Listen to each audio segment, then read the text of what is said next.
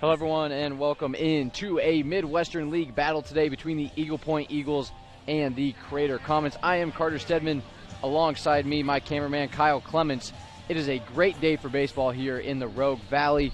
About 80 degrees, clear sunny skies, and it is a hot one here in Central Point, Oregon. Taking a look at both teams today, the number one team in the state, Crater, playing host to their Rogue Valley foe, Eagle Point. For Crater, they are 16-3 on the year, led by state championship winning coach Jay Campbell. Looking at the Comets schedule, recently they won 2 out of 3 against Thurston, another top 10 team in the state at the 5A level.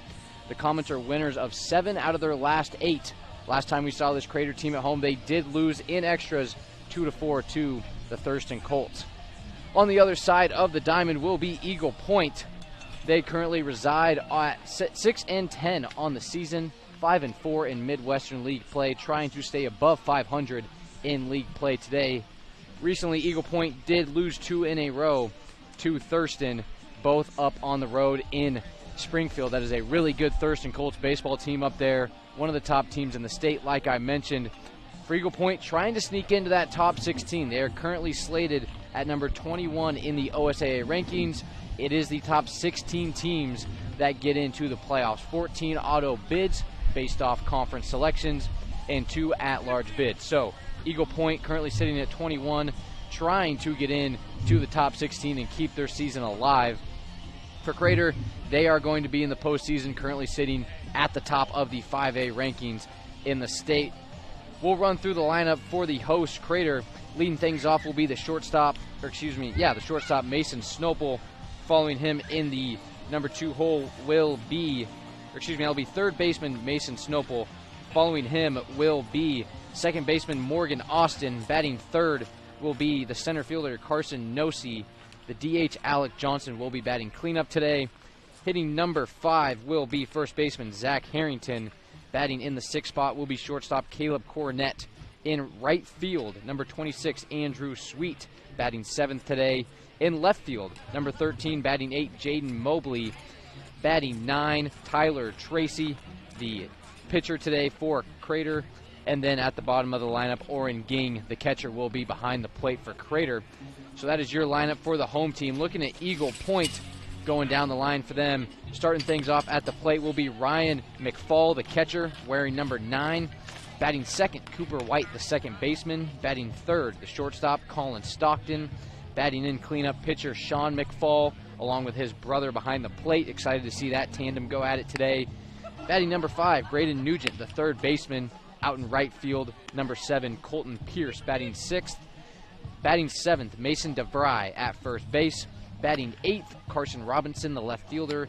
And out in center field, batting in the 9 hole for Eagle Point today will be Skylar Tribure. So we are slated for a good one here today. One of the top teams in the state, going against a conference foe in the Eagle Point Eagles and Crater, live from Mel Anhorn Field. We'll take a short step away here before we get things going, but don't go anywhere as you're watching high school baseball on Table Rock Sports.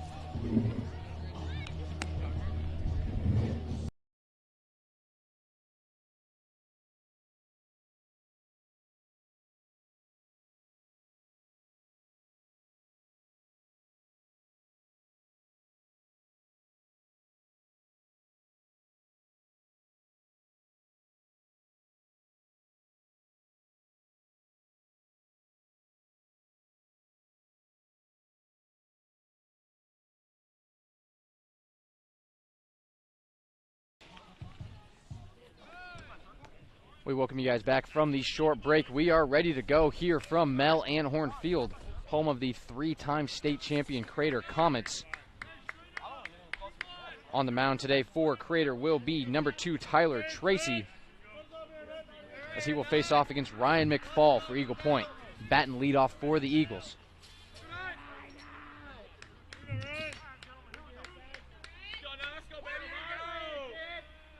So it'll be McFall and Tracy to get things started for us today. First pitch from Tracy outside the zone for ball 1.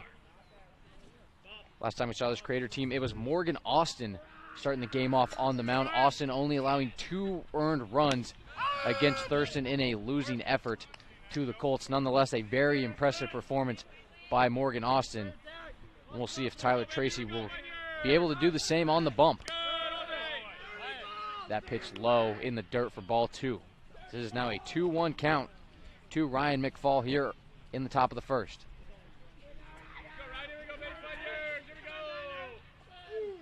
Tracy from the windup, high and out of the zone for ball 3. And it is now very quickly a 3-1 count for Ryan McFall of Eagle Point. The 3-1 on the way, swung on. Chopped, and that one's going to be called foul. Looked like it could have been potentially off the foot of McFall. Either way, home plate umpire rules that one foul. So foul count now, or excuse me, full count in the first at-bat of the game. Ryan McFall at the plate for Eagle Point, and Tyler Tracy on the mound for Crater. McFall will quickly call time, and we're back to action.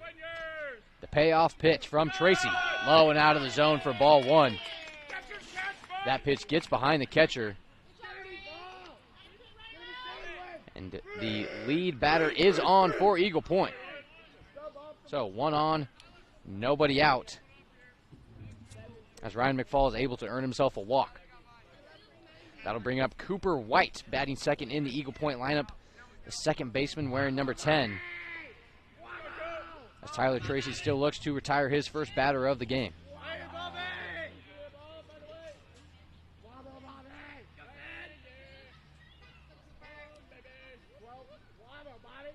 Cooper White playing second base today for Eagle Point. He'll show bunt. That ball is fouled off behind the catcher, as White will fall behind 0-1.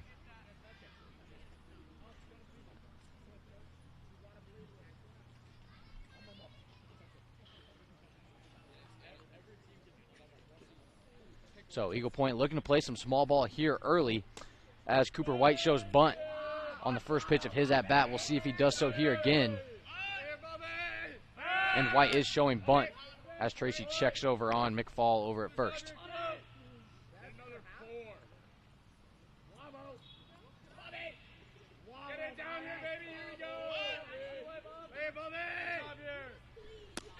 That pitch swung on and missed.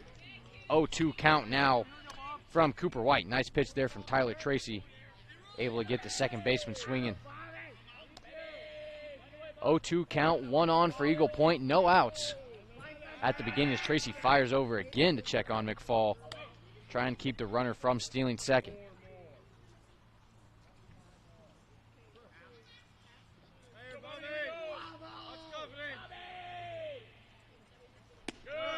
That pitch out of the zone for ball 1. Smart pitch there from Tracy, trying to get White to chase outside of the zone. And good bat discipline from Cooper White.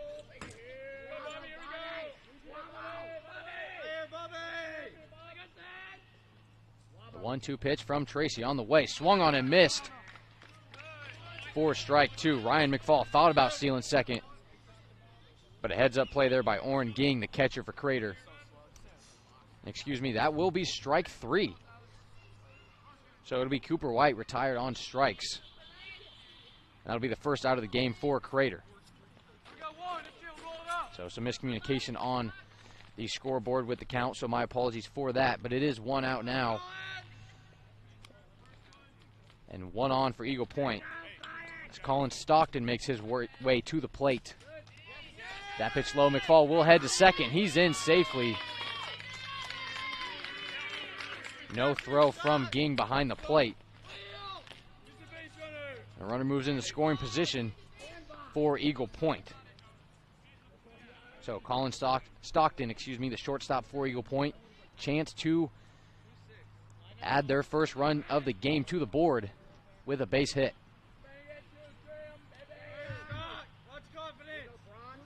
Stockton stands in the back of the batter's box. And that pitch outside the zone. Stockton lays off for ball 2. And we will quickly get a meeting at the pitcher's mound between Oren Ging and Tyler Tracy. Ging talking things over with his pitcher. strikeout here would go a long way. With one out now, you'd be able to have 2 outs, make a play at first, and get out of the inning without potentially any damage. However, a base hit would likely score a runner here via the bat of Colin Stockton. Tracy collects, checks over at second, and will fire. That pitch low and outside for ball 3.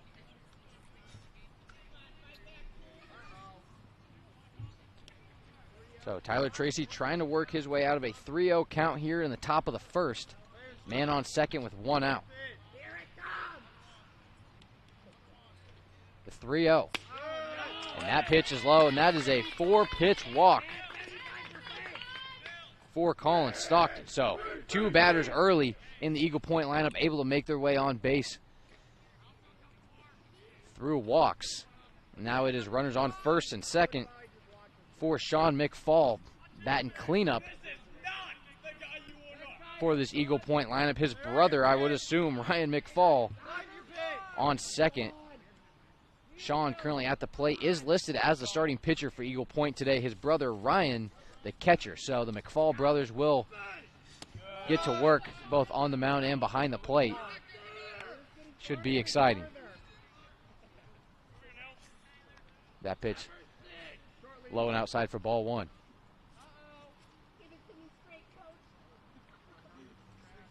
We are going to get a meeting on the mound very quickly here for Crater. We'll take a short step aside.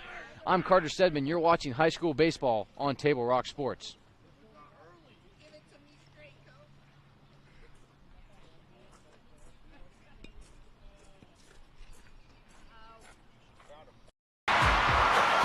Sports are in trouble, and officials are in extreme demand. So we're looking for people like you. Former athletes, parents, and community members. what it takes is attention to detail. A positive attitude and respect for the game. Anyone who can manage the game and stick with it. Because the hard truth is, No ref, no game. Play ball. Back to action here in the top of the first from Mel Anhorn Field. It is Sean McFall, the cleanup hitter for Eagle Point, at the plate. It is a 1-0 count, 1 out. Runners on first and second for the Eagles as they look to strike first here in today's matchup.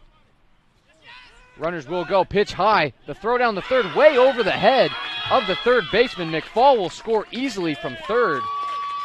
And it is quickly 1-0 Eagle Point.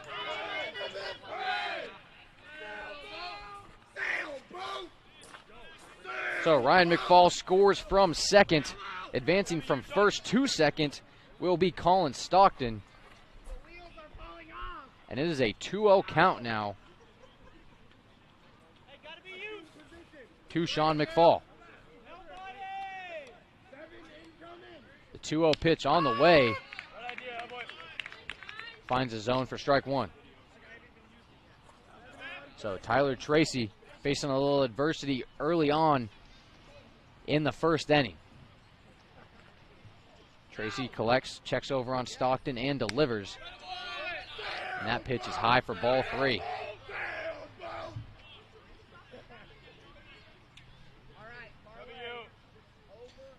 Looking at the Midwestern League standings, Crater, of course, at the top of the conference at 16-3 overall and 8-2. As that pitch is fouled back right behind us and nearly hits a couple fans. However, that ball is able to make it into foul territory without any damage. So it is now a full count here in the top of the first, with Sean McFall still at the plate battling.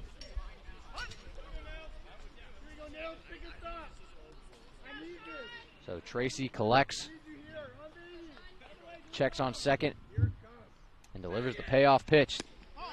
And that one's low and outside for another walk. Tracy's third walked batter of the inning. And it is back to runners on first and second for Eagle Point. Colin Stockton on second, Sean McFall on first. That brings up third baseman Braden Nugent to the plate. So double play opportunity here with the ground ball for the Crater defense. Base hit would likely add another run for Eagle Point.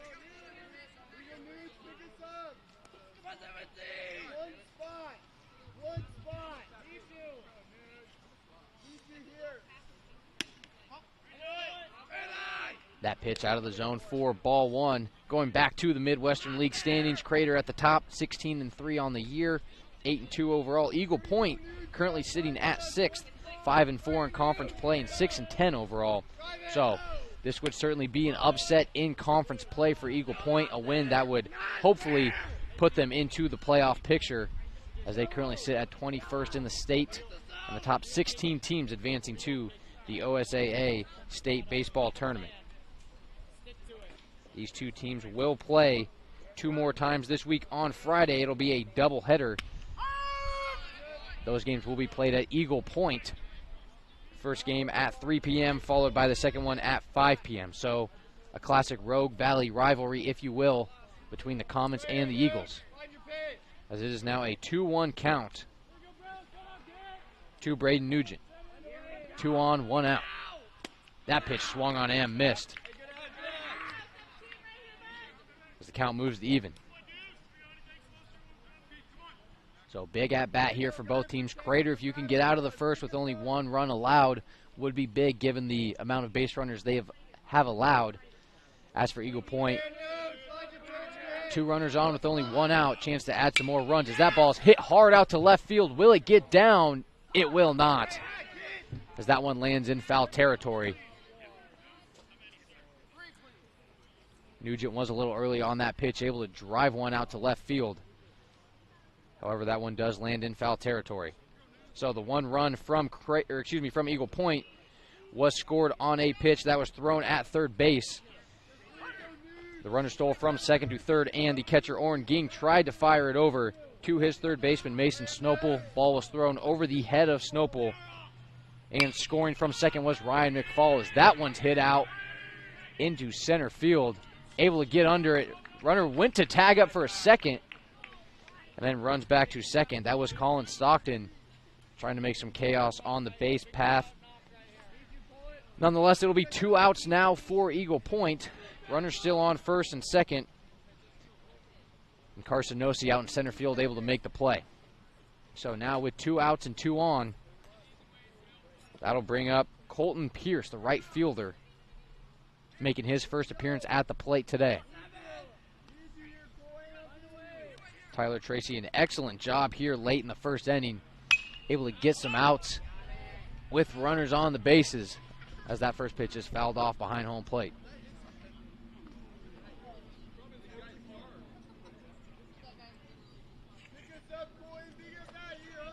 So it's in just the top of the first inning. It's Eagle Point already getting down to their 6th man in the batting lineup. A strong offensive showing here early by the Eagles. Second pitch swung on and missed. That pitch was low. Nonetheless, Pierce does chase there for strike 2. 2 strikes, 2 outs. Tyler Tracy on the mound for Crater, with a chance to get out of the first inning with just 1 run allowed.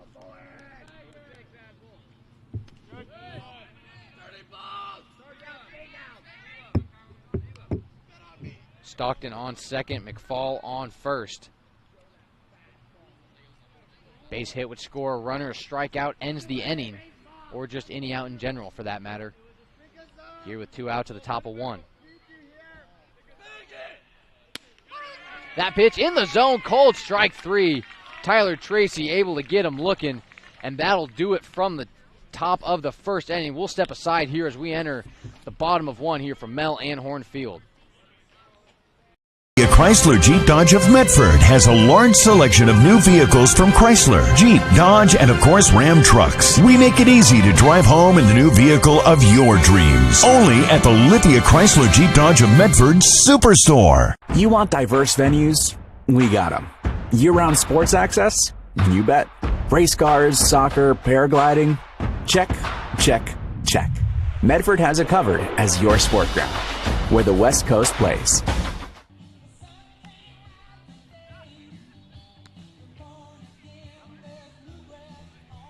After a brief break, we welcome you guys back to Mel Anhorn Field, home of the Crater Comets. It was an eventful first half inning for Eagle Point, able to score a runner, Ryan McFall, making his way around the bases. He was walked by Crater pitcher Tyler Tracy, and then was able to move around the base path on stolen bases. McFall was on second, went to steal third, and with a wild throw from Crater catcher Oren Ging was able to score from home after that ball passed out into left field. Looking at the Eagle Point defense, on the mound for the Eagles will be pitcher Sean McFall. He'll be throwing to his brother behind the plate, Ryan McFall. So that'll be a fun little duo there, the McFall brothers for Eagle Point. Looking at this Crater baseball lineup, this is a team that is not afraid to score a lot of runs. We've seen it time and time again with this Crater team throughout the year. They've been putting up runs in a flurry. Looking at some of their scores throughout the season, beating Corvallis 19-9, beating Sunnyside, a California school, 11-0, along with another California high school, Liberty Madera, beat them 15-9. So the Comets not afraid to put up runs in a major way. And getting the party started here in the bottom of the first will be third baseman Mason Snopel.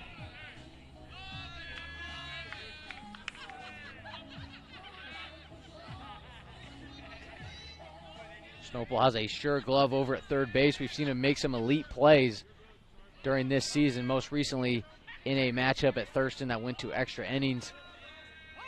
The Comets did drop that game, but not without some elite plays from their infield. Snopel, the leader of that crew. So first pitch on the way from McFall will find the zone, and Snopel takes for strike one.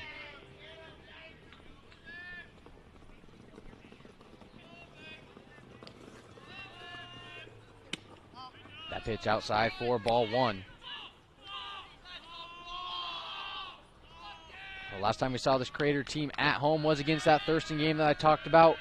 In the third inning, Thurston put up 2 points in the top of the third, took a 2-0 lead, and the very next half inning in the bottom of three, Crater responded with 2 runs of their own.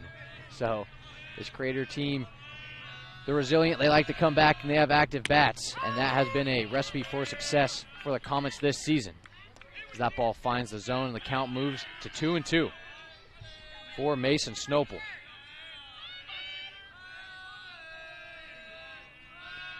McFall delivers a 2-2 check swing.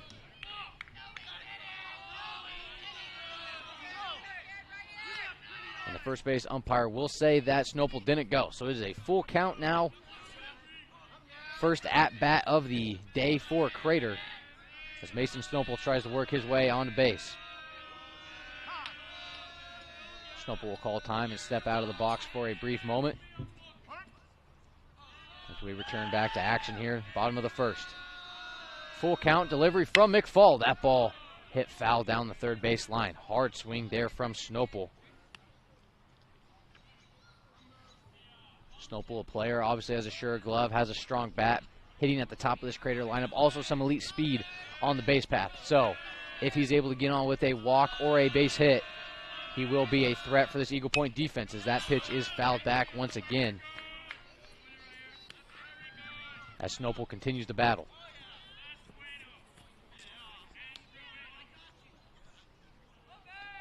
Looking at this Eagle Point infield, it is Mason DeVry at first base. At second base, Cooper White. In the shortstop position is Colin Stockton. At third base is Braden Nugent, and behind the plate is Ryan McFall. So, as another pitch is fouled off from Snopel, we take a look at the Eagle Point infield. As for their outfield, it is Carson Robinson out in left field. Joining him is center fielder Skylar Trebure, and out in right field, Colton Pierce, who we have already seen at bat today. So 3-2 count once again. Pitch on the way from McFall, and that is out of the zone for ball 4. So after a strong plate appearance, Mason Snopel will work his way to first base via a walk, as both pitchers walk their first batters faced of the day. And for Crater, that'll bring up Morgan Austin. We saw Austin on the bump last week against Thurston, a very impressive performance. Only 2 earned runs to go along with quite a few strikeouts and what was a strong defensive showing for Crater throughout a majority of that contest.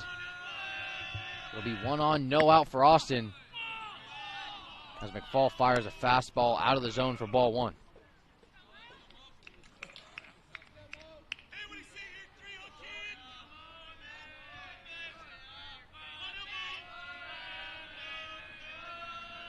The 1-0 pitch from McFall inside once again, as the count moves to 2-0.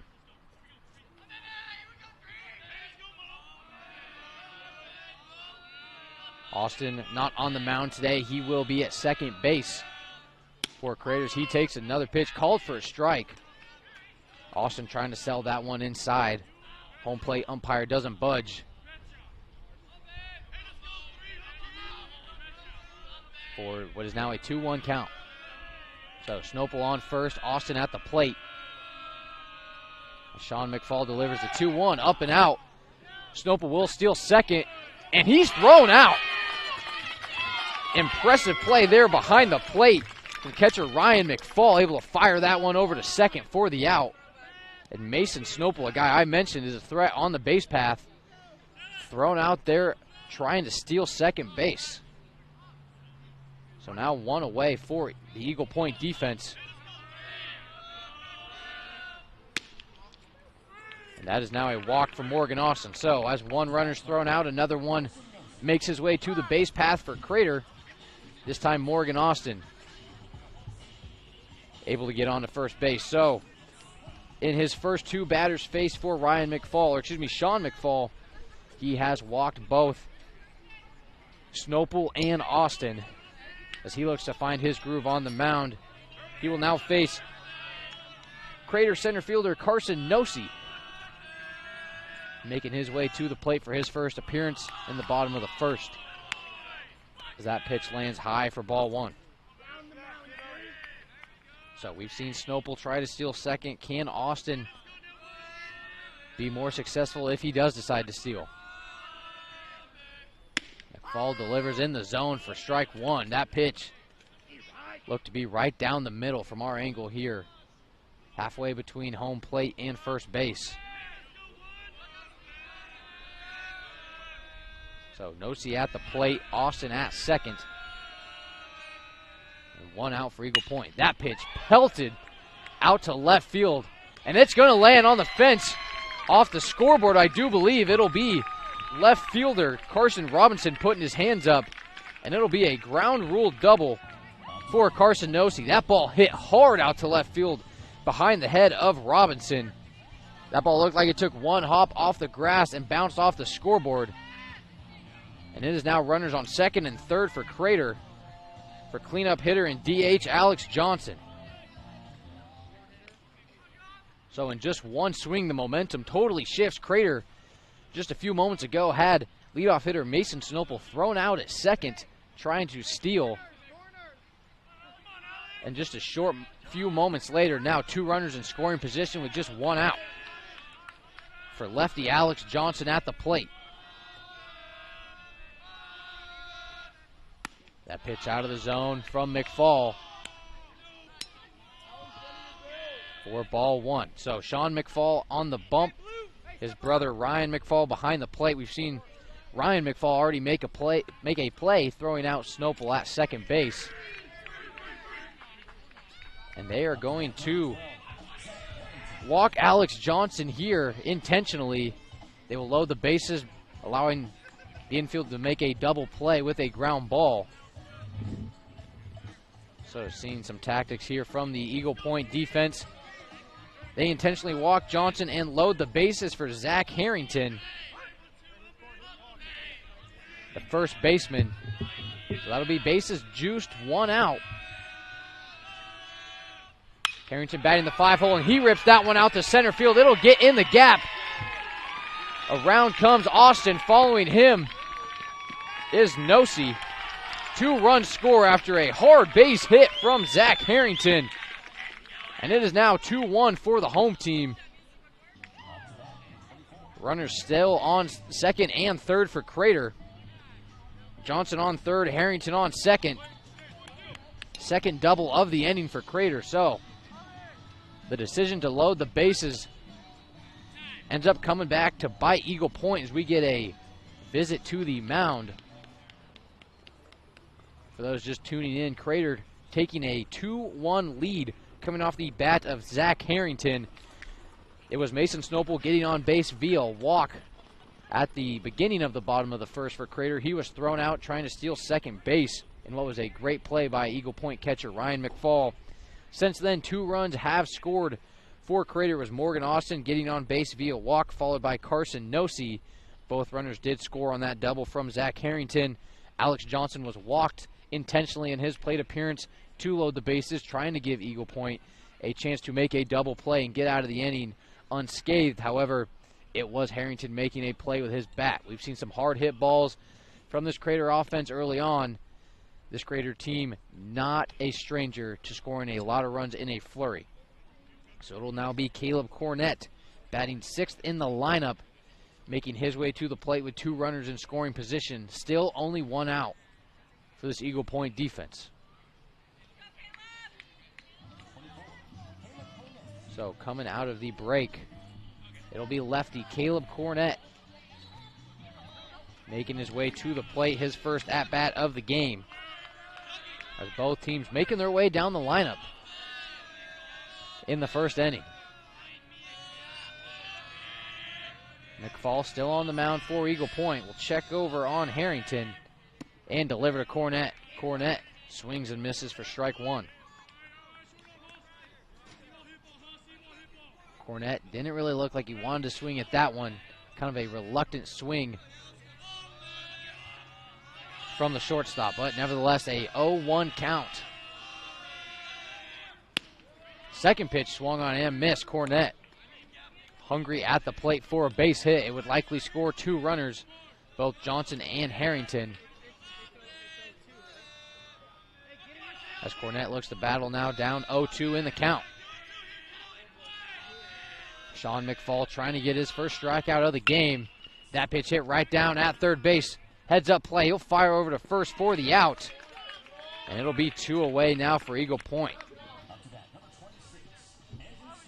Heads up play there from Eagle Point third baseman Braden Nugent, able to keep the runner at third and fire over to first and retire Cornett. So, still 2 runners in scoring position, but now 2 outs for the Eagles defense.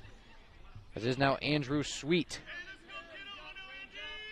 Another lefty for Crater at the plate, trying to bring in his pals from third and second base in Alex Johnson and Zach Harrington. Last week we saw Sweet taking his turn at the DH spot. Now he is out in right field for today's game. As we mentioned at the top of the game, both these teams will see each other Friday afternoon over in Eagle Point for a doubleheader. First pitch at 3 p.m., followed by game 2 at 5 o'clock. That pitch in for a strike. The count moves to 1-1 for Andrew Sweet. That pitch swung on hard at the pitcher. McFall will make the play. And that'll be it for the first inning. A very eventful first inning here at Mel Anhorn Field. Crater will take a 2-1 lead into the top of the second, and we're going to take a short step aside. You're watching high school baseball on Table Rock Sports. Sports are in trouble, and officials are in extreme demand. So we're looking for people like you, Former athletes. Parents and community members. What it takes is attention to detail. a positive attitude, and respect for the game. Anyone who can manage the game and stick with it. Because the hard truth is, No ref, no game. Play ball.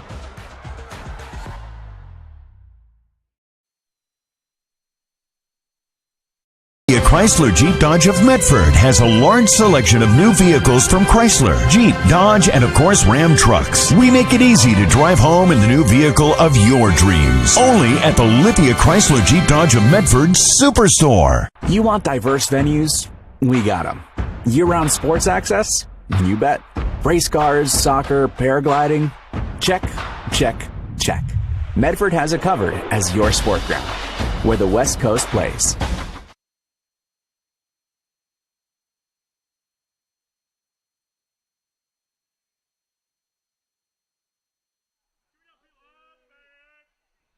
And we welcome you guys back here in the top of the second inning from Mel Anhorn Field. Leading things off at the plate for Eagle Point, Mason DeVry batting second. The left-hander hits one hard out to right field.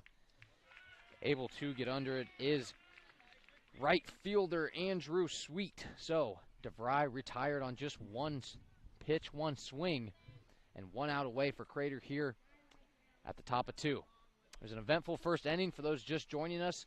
3 total runs scored. Crater leads it 2-1. Both teams making their way through their batting lineup.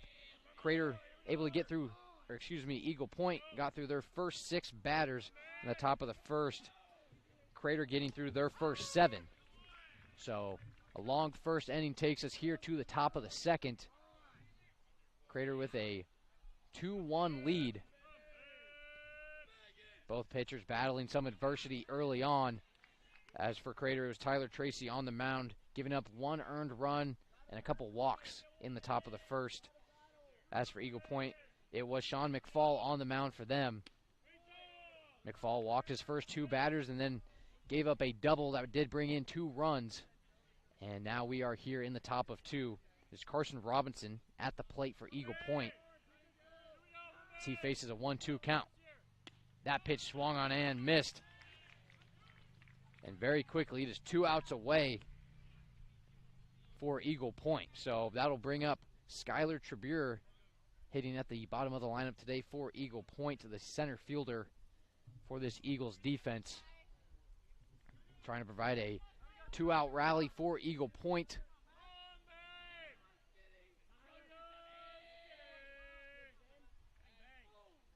First pitch swung on, bounces high off the grass, and that ball's going to get through. What an awkward hit.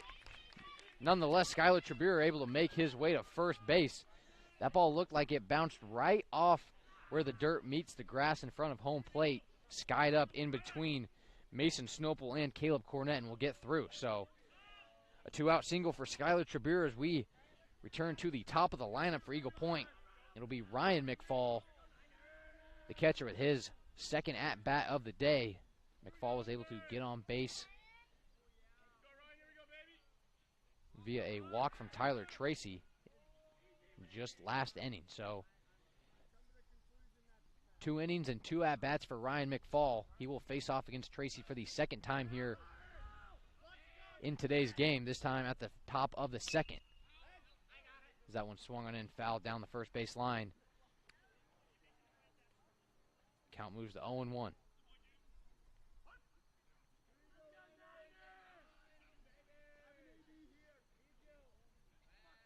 Tracy checks over on Tribure at first. Fires low and out of the zone for ball 1. Taking a look at this Eagle Point infield. Behind the plate, Ryan McFall. On the bump is his brother, Sean McFall. I've mentioned that quite a few times now. At first base is Mason DeVry. At second base, Cooper White. At shortstop, Colin Stockton. And third base, Braden Nugent. As for the Crater infield, on the bump, Tyler Tracy. Behind the plate, Orrin Ging. At first base is Zach Harrington. Over at second, Morgan Austin. At third, Mason Snopel, the leadoff hitter for the Comets. And at shortstop, Caleb Cornett, as that ball gets down in center field. Tribure had already taken off for second before the swing. And all of a sudden, a little 2-out rally here from the Eagles as Ryan McFall is able to find a gap out in center field. And it'll get down for a base hit.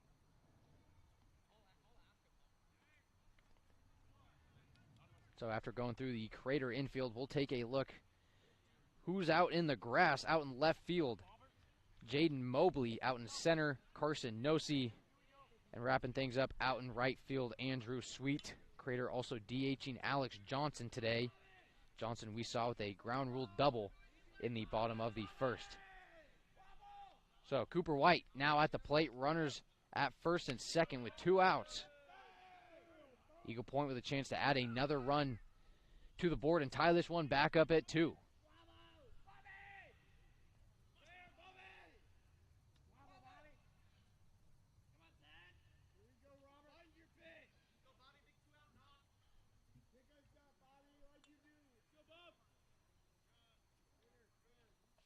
Tracy will step off.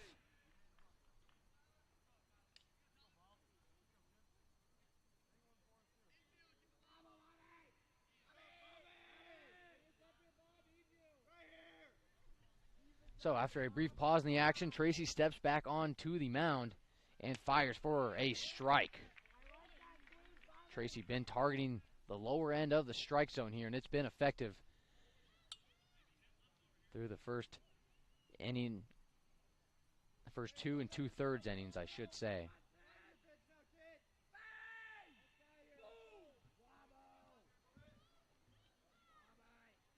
Tracy looks over at second and will fire. That ball behind the second baseman, and runners will take off. Fires over to third. Snopel tries to get the tag on.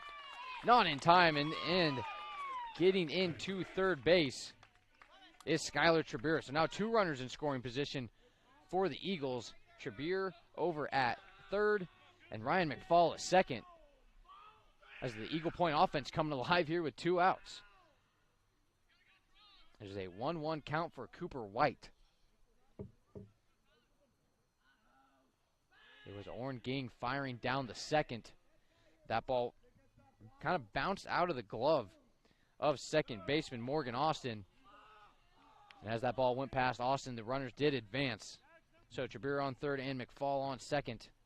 2-1 count, 2 outs, 2 runners in scoring position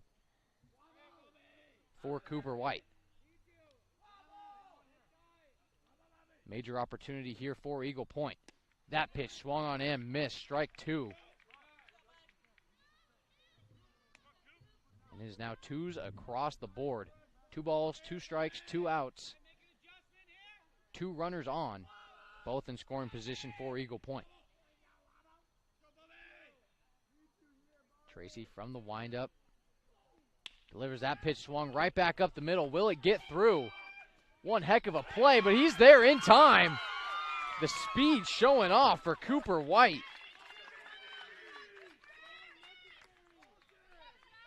There's a strong play there from shortstop Caleb Cornett. The sliding effort, trying to get to that ball and fire it over to first. The throw just not in time. And this one's tied up at 2.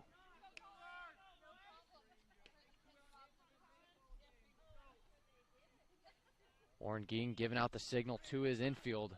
Runners on the corners for Eagle Point. Now making his way to the plate is Colin Stockton, the shortstop.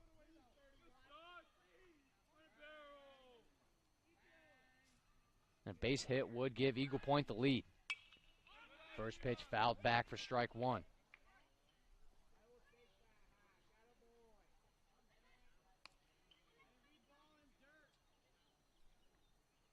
So Eagle Point making their way through the lineup once again. We saw them get through their first 6 hitters in the top of the first. Now in the top of the second, it was Mason DeVry batting in the 7 hole, starting things off. Currently at the plate is Colin Stockton, their 3rd batter in the order.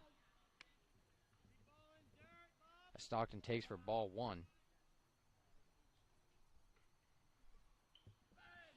Or rather lays off for ball 1. Either way, 1-1 count for Colin Stockton. Chance to tie this game back up, or excuse me, to take the lead with a base hit. That pitch swung on and fouled back once again, as Stockton falls behind in the count 1-2. It is Cooper White on third base. Over on first, I do believe, is Ryan McFall. Or excuse me, Cooper White on first, and Ryan McFall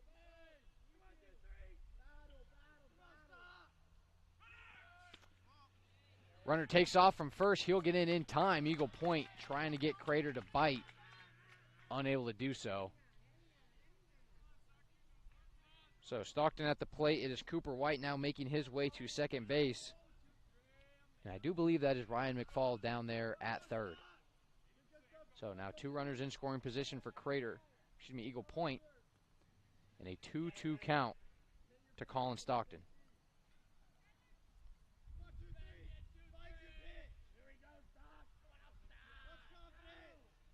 Tracy goes back to the windup and delivers the 2-2. Hit hard and pelted out to left field. That ball's going to drop. 2 runs are going to score for Eagle Point. And that'll be an RBI single for Colin Stockton, as White and McFall make their way around the bases. A 2-run RBI for Eagle Point, and they take a 4-2 lead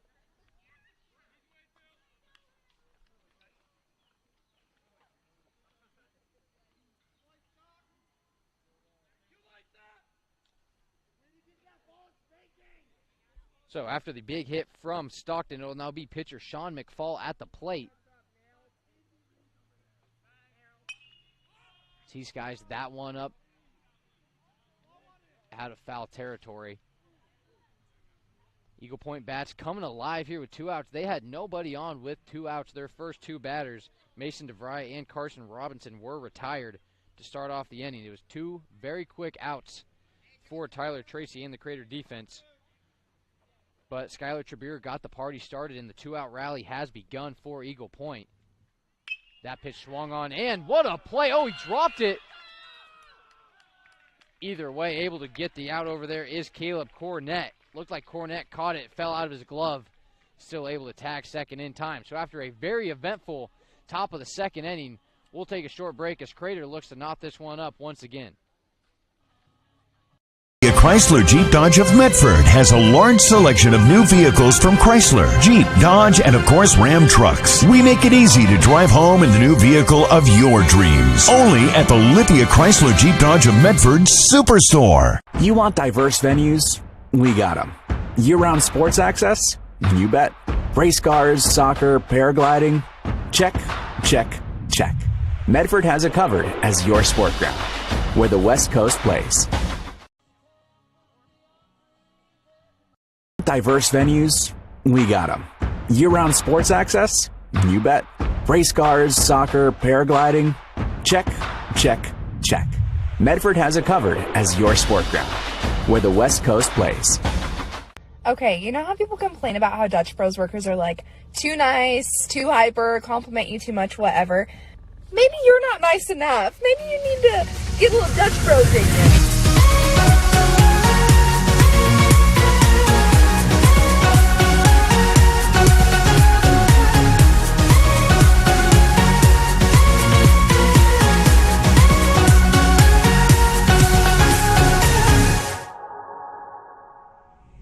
Discover the West Coast destination for those seeking more. More sunny days, more athletic facilities, more outdoor adventures, more to do during downtime. Medford is your sport ground, where the West Coast plays. Here at Mel and Horn Field, home of the Crater Comets, getting things started in the bottom of the second. Left fielder Jaden Mobley making his first plate appearance of the day. He will face Sean McFall, the pitcher for Eagle Point, thrown to his brother behind the plate, Ryan. After a major top of the second inning for the Eagle Point offense, the Eagles scored 3 runs, all coming with 2 outs. The Eagles now lead at 4-2 over the #1 team in the state at the 5A level in their Rogue Valley rivals, Crater.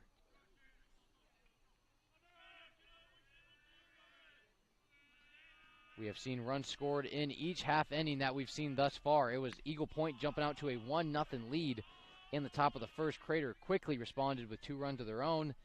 That lead, though, for the Comets did not last long as Eagle Point put on a pretty good punishment with 2 outs there as Mobley fouls that one off. 3 runs all coming with 2 outs. It was nobody on with 2 outs for Eagle Point at the top of the second. Mason DeVry and Carson Robinson both retired by Tyler Tracy. Since then, it was Skylar Trabure got the party started with a base hit, followed by Ryan McFall and company. Those runners making their way around the bases, putting up 3 runs in the top of the second. And that brings us to where we are right now with Eagle Point having a 4-2 lead over Crater. It is now a full count for Jaden Mobley.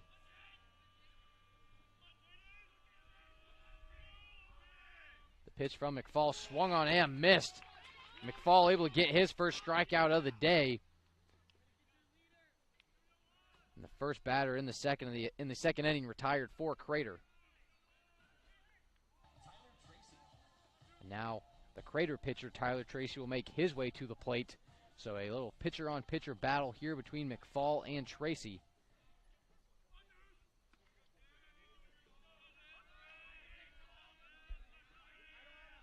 McFall from the windup.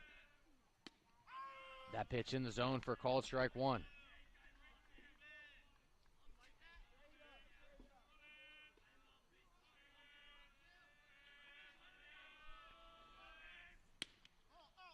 Fastball outside for ball one. Looking at the context of this game a little bit, obviously in the state standings, Crater at the top, #1 team in the state. Eagle Point, on the other hand, ranked 21st, 6-10 on the year.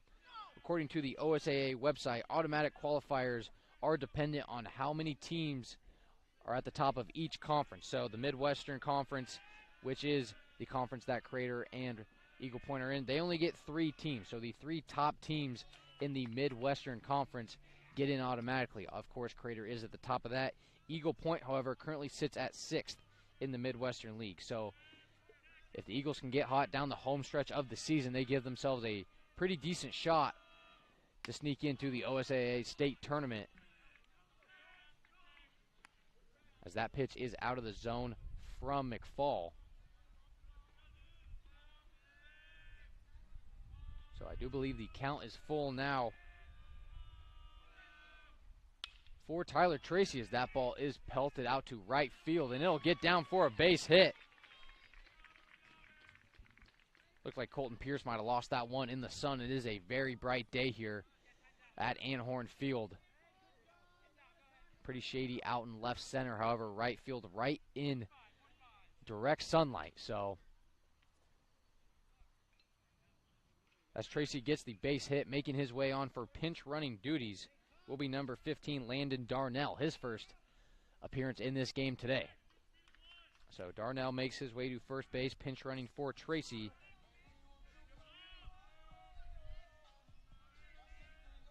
And now we will make our way back to the top of the lineup for Crater. It is Mason Snopel.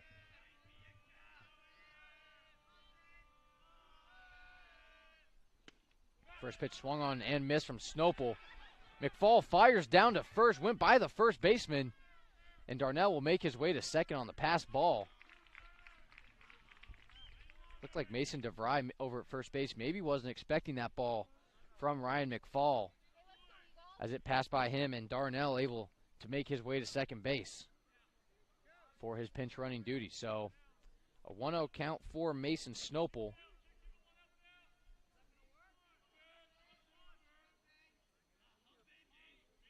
As Crater now has a runner in scoring position in Landon Darnell. Snopel shows bunt and pulls back. However, it is called in for a strike.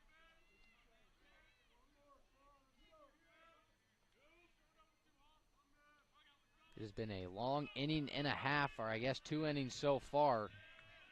First pitch was at 5 o'clock. It is already 5:45, and we are only in the bottom of the second. Last time we were here for Crater and Thurston, a pretty fast-moving game. Final score of that one was 4-2. That score has now been matched here halfway through the second inning. So Darnell on second, Snopel at the plate with 1 out, as Snopel continues to battle against McFall.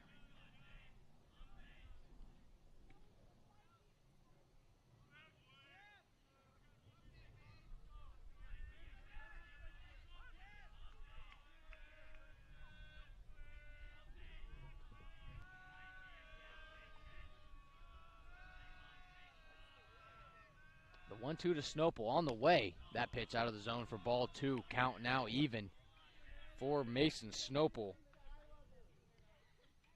Base hit here would likely score Darnell, depending on where that ball is hit out to.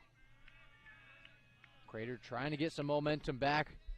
It's been the Eagle Point offense really so far in this one, doing some damage with 2 outs as Snopel swings and misses. He will be retired, as Sean McFall able to record another K. McFall faced some adversity in the bottom of the first, but has been pretty solid so far here in the second. Gave up a base hit to Tyler Tracy, and then with the pass ball, pinch runner Landon Darnell was able to make his way to second base, so McFall does now have a runner in scoring position. However, he also has 2 outs behind him. So with Morgan Austin at the plate, a chance for Eagle Point to get out of the second inning with no runs allowed. Crater trying to bring in Darnell from second. That pitch inside for a ball. Count now moves to 2-0. And for our viewers out there, 1 out. However, there is 2 outs. Jaden Mobley was retired on strikes, leading off the second inning for Crater. Tyler Tracy was able to get on base. He was then replaced by Landon Darnell on the bases. And then Mason Snopel was also retired on strikes. So 2 outs for Crater. Sean McFall at the plate for Eagle Point, trying to get out of the second inning with no earned runs. That pitch hit hard out towards right field. Will it get down? As Morgan Austin makes his way back to the home plate. Probably thought he had an RBI opportunity there. As the count moves to 2-2.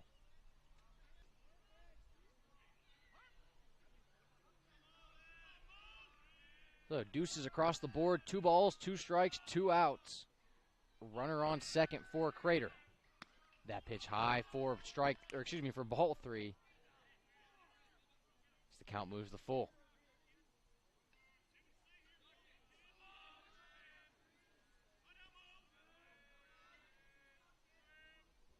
McFall gathers and checks on Darnell. And here comes the payoff pitch, swung on right out to second base, able to make the play there for Eagle Point. Is Cooper White able to jump up and go get that one? Kind of a poke swing there from Morgan Austin. So that'll do it from the bottom of the second. Eagle Point leads at 4-2. We'll take a short break aside as you're watching high school baseball on Table Rock Sports. Diverse venues, we got them. Year-round sports access? You bet. Race cars, soccer, paragliding? Check, check, check. Medford has it covered as your sport ground, where the West Coast plays. Okay, you know how people complain about how Dutch Bros workers are like too nice, too hyper, compliment you too much, whatever? Maybe you're not nice enough. Maybe you need to get a little Dutch Bros in you.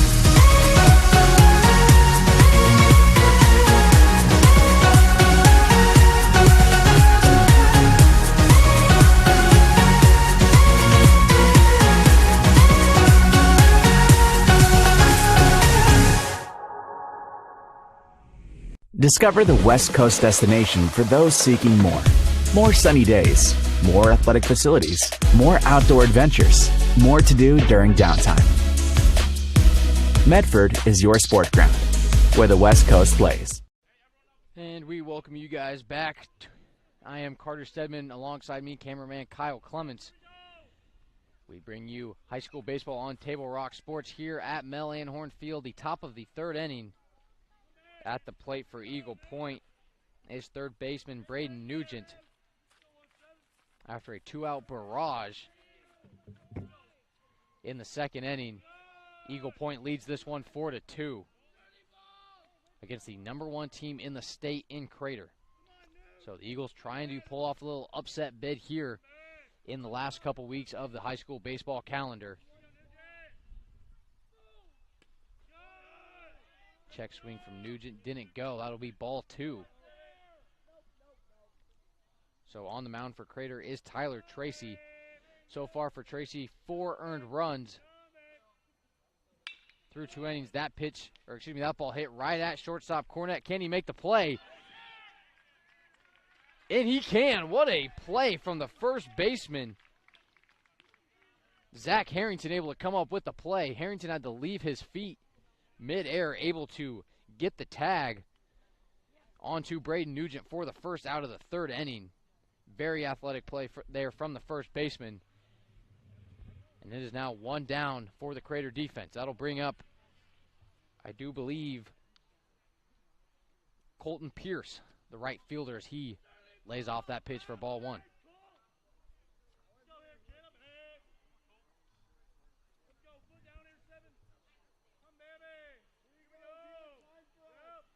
Tracy delivers the 1-0 count. Check swing from Pierce. He did not go, so that'll be a 2-0 count now as Tracy falls behind against Pierce. That one low and out of the zone once again. Majority of Tracy's pitches have been towards the lower end of the zone. A few balls in the dirt along with that, as he now falls behind 3-0 in the count, tries to work his way out of it. That pitch swung on and missed. Hard swing there from Pierce. Wanted every bit of that one. Unable to make contact, though, for a 3-1 count.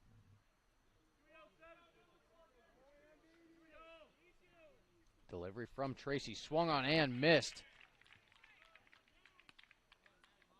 Excuse me, that will be strike 3. So 2 quick outs for Crater. As their defense looks to get back on track after a rough second inning, giving up 3 runs with 2 outs. So, my apologies for the miscommunication with the count. The scoreboard did have the count at 3-0. It changed to 2-2 a short bit after that.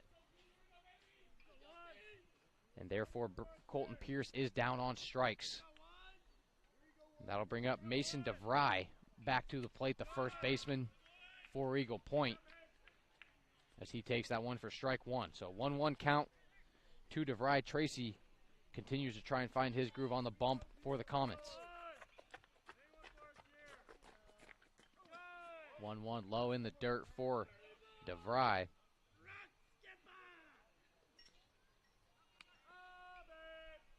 This is now a 2-1 count on what is a hot sunny day here in the Rogue Valley. About 80 degrees here in Central Point as the wind comes in a little bit. Not a cloud in the sky and a great day for baseball. That pitch once again low in the zone, and the count moves to 3-1 for Mason DeVry. DeVry from the windup delivers. Awkward swing from DeVry. He does go, though, for strike 2. The count moves to full with 2 outs. So after Colton Pierce was thrown out at first base following a very athletic play from Crater first baseman Zach Harrington, it'll now be Mason DeVry making his way to first base on walks.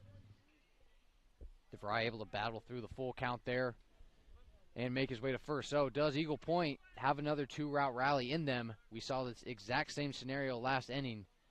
Nobody on and 2 outs for Eagle Point. And then they go on a barrage. They scored 3 runs, all with 2 outs in the second inning, as Tracy checks over on DeVry at first base.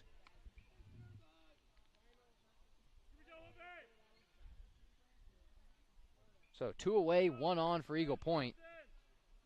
Now at the plate, Carson Robinson, batting 8th today for Eagle Point. That pitch out of the zone for a ball.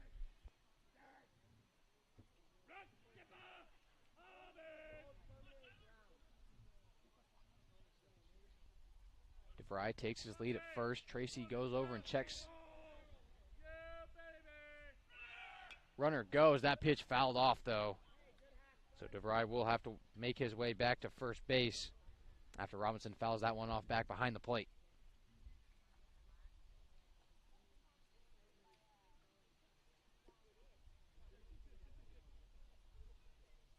So I do believe it is a 1-1 count now for Carson Robinson. Runner on first and 2 outs. Crater trying to get out of top of the third with no earned runs,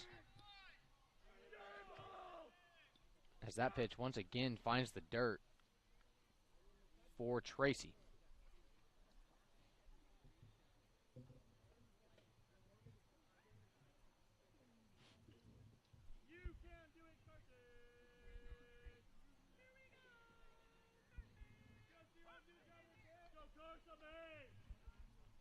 Tracy from the stretch goes over and checks on DeVry once again, and he will deliver to Robinson, who swings and fouls that one off once again.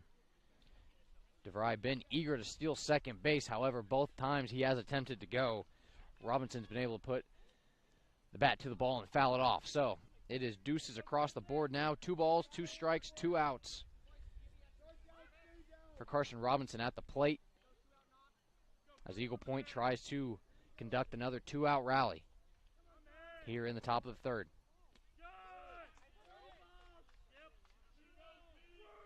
Robinson able to lay off. Count moves to 3-2.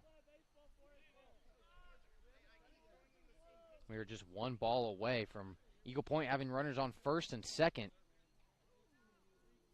That would be the second consecutive walk by Tyler Tracy. Tracy goes over and checks on DeVry for the third time. DeVry still safe at first base.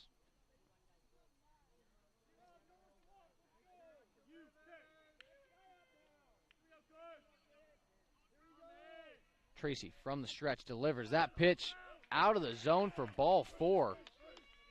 And it is now 2 runners on for the Eagles. It is Mason DeVry on second base, Carson Robinson on first, and that'll bring up Skylar Trabure, who, if you do recall, just last inning got the first hit in the top of the second, and that really started the Eagle Point run. So the Eagles still lead this one 4-2, 2 on, 2 out. Tyler Tracy trying to get out of trouble once again. And time will be called by Trabure as he steps out of the box for a second. As he steps back in, we're back to action.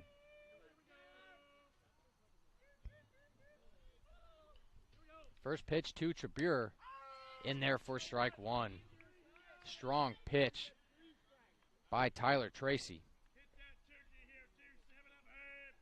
As the young man tries to find his groove on the bump. Very similar to the second inning. It was 2 quick outs by the Crater defense, and then Eagle Point able to put runners on the bases and cause some trouble. That pitch swung up the middle. Tracy able to recover it. He'll toss it over to first base for the out. So despite 2 consecutive walks, Crater able to get out of this one unscathed. No runs allowed. However, Eagle Point still leads it 4-2. We'll step aside for a minute before we head to the bottom of 3. You're watching high school baseball on Table Rock Sports. At Rogue Credit Union, we don't answer to shareholders. Instead, we return earnings back to our members. We know that we're stronger when we work together, and that's why we're invested here, living, giving, and supporting local. We're your friends and your neighbors. We know the needs of our communities. Being a part of Rogue means that our focus is on our members, and when you prosper, we prosper. See the credit union difference and how being a part of something smaller can have a bigger impact.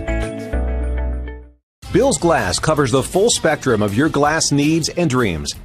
Having new windows installed by Bill's Glass dramatically update and improves the look of your home and helps reduce energy bills year-round. Let Bill's Glass show you what you've been missing. Bill's Glass, the largest glass company in Southern Oregon for your home and auto, as well as the trusted industry leader for over 50 years. Locally owned, family run, Bill's Glass in Ashland, Medford, and Grants Pass.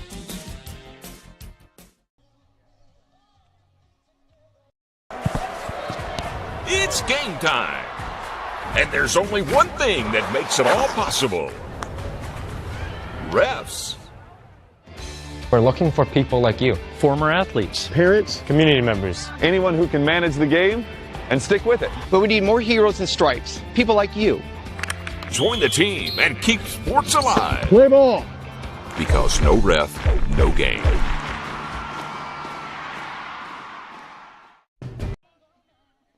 Leading things off here for Crater in the bottom of the 3rd. It'll be center fielder Carson Nosey. Crater trailing 4-2 at home to Eagle Point, trying to get the bats going. They scored 2 runs in the bottom of the 1st inning. Were shut out in the 2nd. And that brings us here to the bottom of 3. As Sean McFall still on the mound for Eagle Point. McFall only allowing 2 runs so far to one of the best offenses in the state in this Crater team. As I mentioned towards the beginning of the broadcast, Crater, they've scored lots of runs in a multitude of their games. They are not afraid to put runners on base and work their way around. We've seen them be active on the base paths, both trying to play small ball, hitting balls out into the outfield. And this Crater team, there's a reason they are number 1 in the state. However, they do trail 4-2 here at just about the halfway point through today's game. So can the Comets put together a little comeback here? Very manageable given their offensive talent. only down 2 runs. It is now a 3-1 count as that ball is hit out towards right center. Will it get down? It will, and it'll hop over the fence for a ground rule double as Carson Nosey looks to get the party started for Crater. That's the second time we've seen a ball take one hop out in the outfield and go over the wall. It's not a very big wall out there in the outfield, maybe 4 to 5 feet tall max. Either way, it is Carson Nosey hitting that one out to right field. That would have been a tough catch for Colton Pierce, the right fielder. Looked like that ball was directly in the sunlight. Pierce does appear to have shades on out there. Either way, still a tough play. So that now brings up Alex Johnson, the lefty DH for Crater. Johnson had a ground rule double of his own earlier in the first inning. Johnson pelted one out to left field, took one hop and bounced off the scoreboard. Good for a ground rule double. So Johnson able to get the best of McFall in his first appearance. Can he do so once again? As he takes for ball 2, is now a 2-0 count.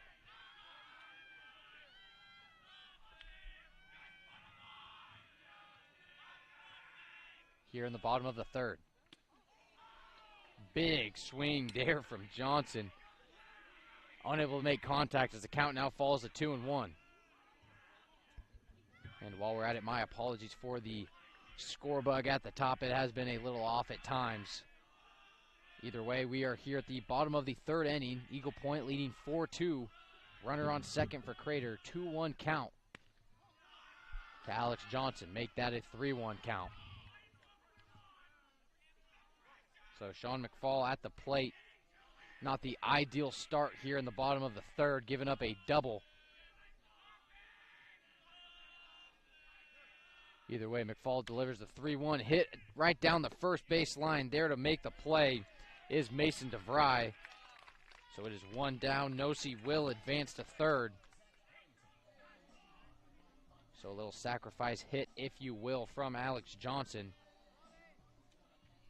That'll be the first out of the inning for Crater. So 1 on, 1 out. Brings on the first baseman, Zach Harrington, who we saw put bat to ball in the first inning as well. That was a strong swing there from Harrington.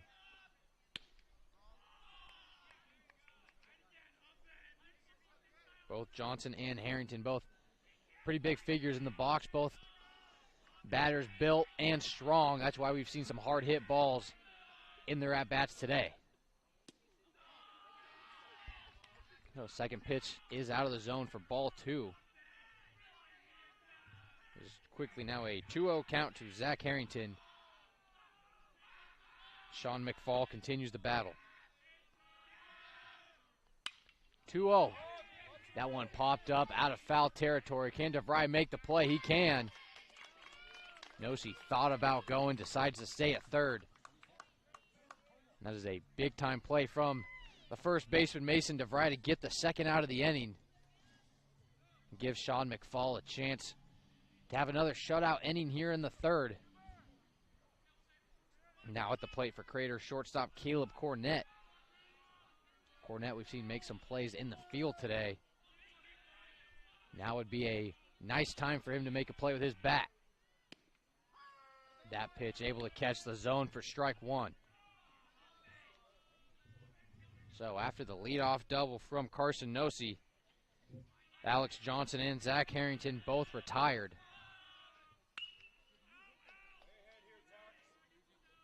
As Caleb Cornett now falls behind in the count 0-2 after that second pitch fouled off. So 0-2 count and 2 outs. Carson Nosey on third base. Pivotal moment here in the bottom of 3.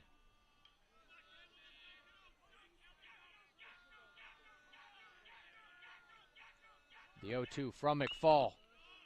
Fouled off once again as Cornett continues the battle. Both teams have been really active with 2 outs. Crater scored those 3 runs in the top of the second inning. They did not score any runs in their last at-bat here in the top of 3. However, were able to get 2 runners on base with 2 outs. Crater now trying to spark some magic here with a runner in scoring position. And an 0-2 count with 2 down to Caleb Cornett. That pitch out of the zone. McFall trying to get him to chase. Cornett able to lay off as the count moves to 1-2.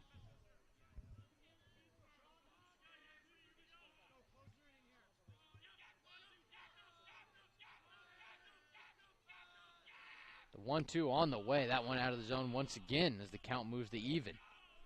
So McFall trying to get Cornett to chase out of the zone. Cornett showing some good discipline at the plate.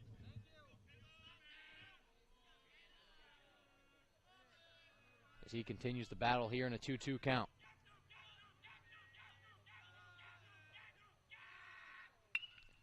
That pitch swung on and fouled right towards the Crater dugout. That is the 3rd foul pitch, I do believe, in this at-bat. So both McFall and Cornett giving it all they got here. Cornett, the left-hander, continuing to battle with McFall, the righty. So Cornett, in those pitches he fouled off, he's been behind a little bit. That pitch popped up over the third base line and foul once again in what has been a long at-bat between McFall and Cornett.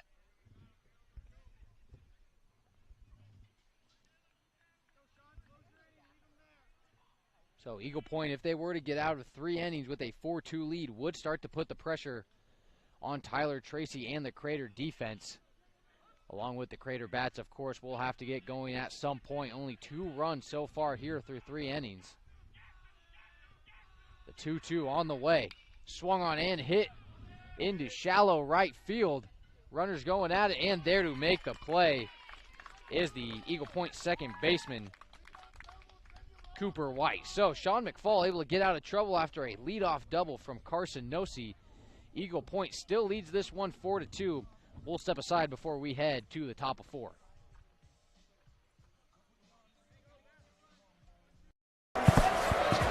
It's game time.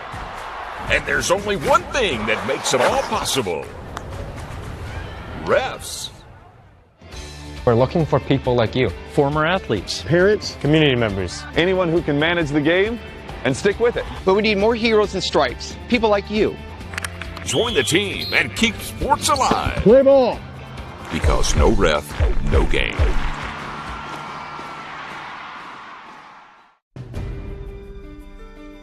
Choose a company that best represents you and our local community. Choose a company that focuses on relationships rather than transactions. Choose a company that empowers their employees and provides growth opportunities from within. Choose a company that shows compassion and rises to the occasion in times of need. Call a John L. Scott broker today.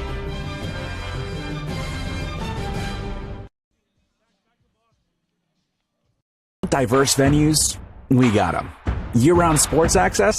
You bet. Race cars, soccer, paragliding? Check, check, check. Medford has it covered as your sport ground, where the West Coast plays. Okay, you know how people complain about how Dutch Bros workers are like too nice, too hyper, compliment you too much, whatever? Maybe you're not nice enough. Coming out of the break, we are back here at the top of the 4th inning here in Central Point, home of the Crater Comets. Getting the party started at the plate for Eagle Point today will be Ryan McFall. It is 1-2-3 now for Eagle Point. McFall at the plate now, followed by Cooper White and Colin Stockton. A lineup that has done a lot of damage in this game so far. Eagle Point leads it 4-2 over the number 1 ranked Crater Comets. It is a 2-0 count now to Ryan McFall, the catcher in today's game for Eagle Point. His brother Sean started to get some momentum on the plate in the last couple innings. He gave up 2 runs in the bottom of the first. Since then, no earned runs given up by McFall and the Eagles, as they lead it 4-2. Here in a classic Midwestern League matchup, Eagle Point making the short drive over to take on their Rogue Valley foe, Crater. It is now a 3-1 count to McFall, and that pitch is out of the zone. Another walk batter from Tyler Tracy. He has struggled with the walks a bit today. Nonetheless, Ryan McFall making his way on base, and the leadoff man is on for Eagle Point. So as I mentioned in the last inning, if Eagle Point can score maybe 1 or 2 more runs here through the middle third of the game, that is certainly going to put some pressure on both the Crater defense and the Crater bats, as they have struggled to score runs in the past couple innings. That'll bring up second baseman Cooper White now for his third appearance of the game, as he's able to lay off that pitch for ball 1.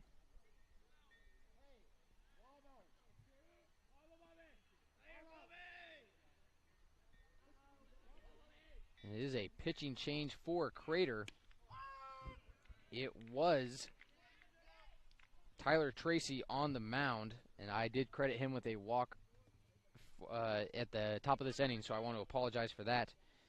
For Crater, it is now number 12, Zach Harrington. So Harrington was the first baseman, as that bunt is laid down beautifully by Cooper White.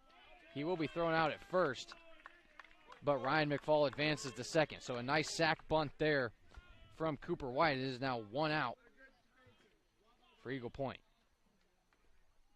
And as Colin Stockton heads to the plate, as I was saying, it is now Zach Harrington on the bump for Crater. I did say it was Tyler Tracy to start the 4th. My apologies. So it is now Zach Harrington on the bump. Over at first does appear to be Andrew Sweet, who was previously out in right field. And it does look like Tyler Tracy could potentially be out in right field. So the pitch from Harrington in for strike 1.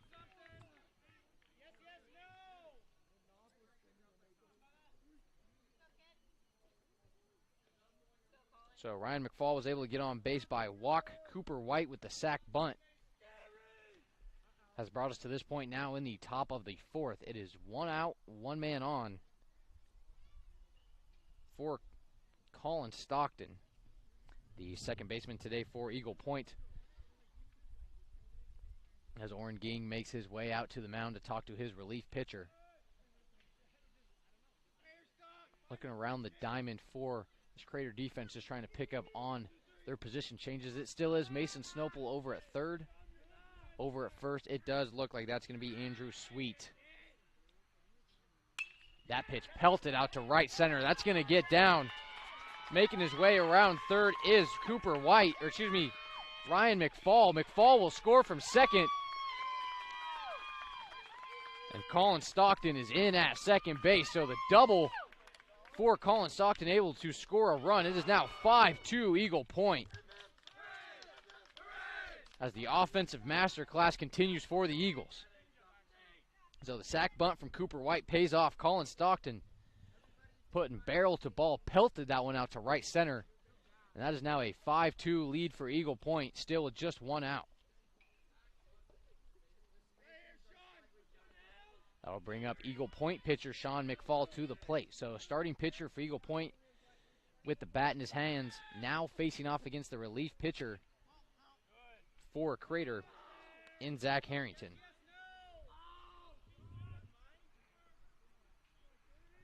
So it still is Caleb Cornett over at shortstop for Crater. And I would also assume over at second base, that is still Morgan Austin. That pitch low and in the dirt from Harrington. 4-2.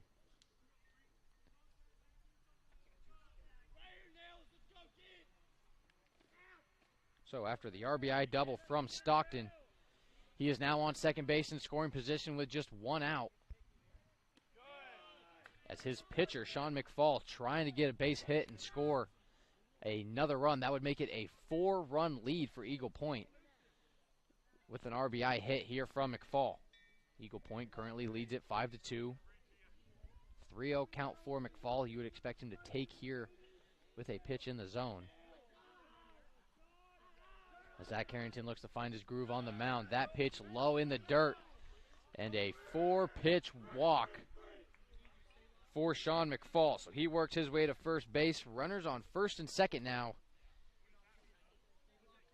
for Braden Nugent, batting fifth in the lineup today for Eagle Point.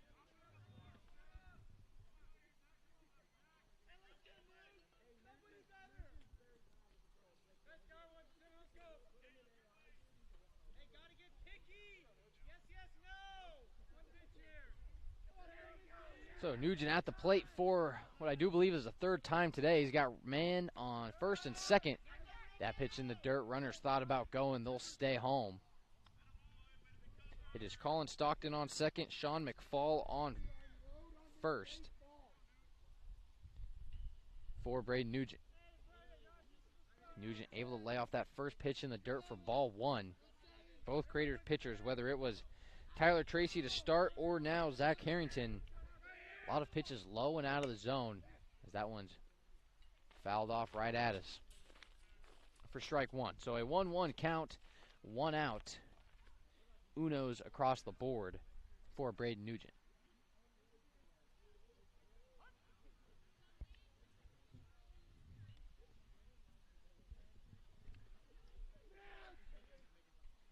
Harrington from the stretch. That pitch swung on and missed by Nugent.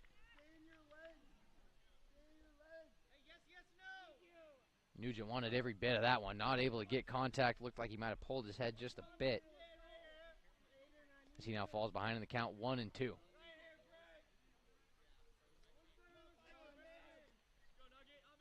The 1-2 to Nugent. Hit out towards center. Will it get down? It will not. Runners will return to first and second. Very nice play there from Carson Nosey out in center field. Looked like he lost his hat and sunglasses. Nosey looked like he took a couple steps in and then realized he needed to go back to make the catch, and he was able to do so. Very athletic play there for Nosey and a big-time catch. It is now 2 outs for Eagle Point. If that ball were to get down in center field, likely would have scored a run, if not 2, with Colin Stockton on second base. There's now Colton Pierce at the plate. He'll take for strike one. Pierce with a runner in scoring position, another man on first. He does have 2 outs, so pivotal at bat here for Colton Pierce, a chance to open things up for Eagle Point. That pitch low out of the dirt. Able to come up with that one is Oren Ging. Runners decide not to advance, so that one's in the dirt for ball one. It is a 1-1 count now for Zach Harrington on the mound for Crater, trying to get out of this inning with just 1 earned run. Pitch on the way, swung on in, missed. Strong swing there from Colton Pierce as he falls behind 1-2.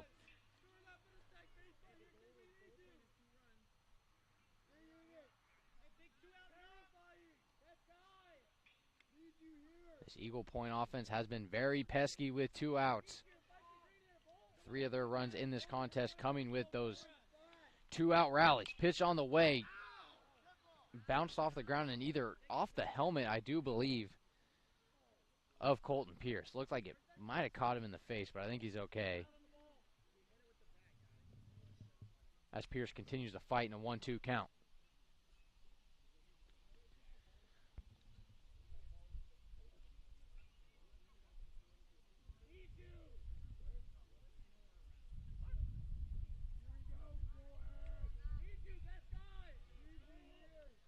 Harrington collects and checks over on second. That pitch high and inside for ball 2.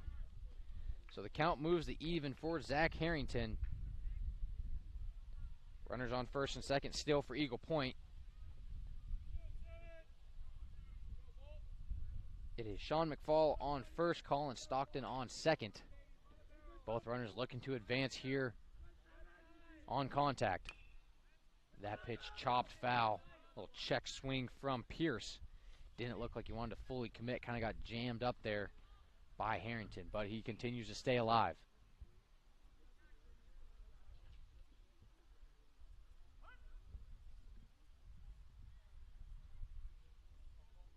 So deuces all the way. 2 balls, 2 strikes, 2 outs, 2 runners on. That pitch hit short down the third base line. Going to be a hard play. Harrington tries to get it.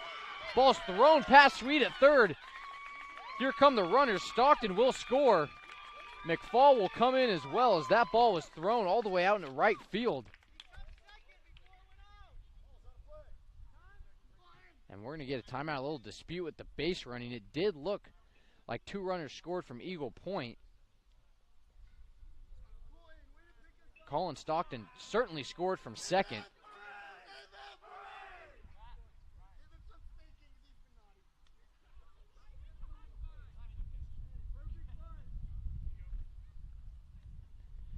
And it will just be 1 run scoring. It was Colin Stockton making his way from second all the way home on the pass ball. It was an awkward play, a choppy hit in between third base and the pitcher's mound. It was Zach Harrington trying to fire it over to first to Andrew Sweet. Sweet unable to come up with it. That ball fired back into down the, I guess, outfield line in foul territory. Nonetheless, 1 run scores. And the scoreboard out in left field does say the score is 7-2. However, I don't believe that is the case, as it was just Colin Stockton making his way from second base. Sean McFall is still on third. So runners on the corners now for Eagle Point.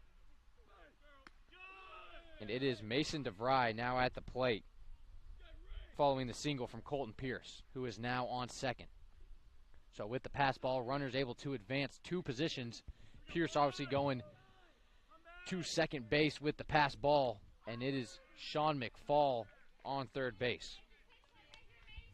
So after a little adversity and chaos on the field for Crater, they try to bounce back. It is a 1-2 count now to Mason DeVry, who tries to keep the 2-out rally going. The 1-2 chopped up the middle. Going to be a tough play. That's going to get through and score through. McFall scores from third. And that ball passed behind the catcher now. DeVry will head to second. He's looking to go towards 3.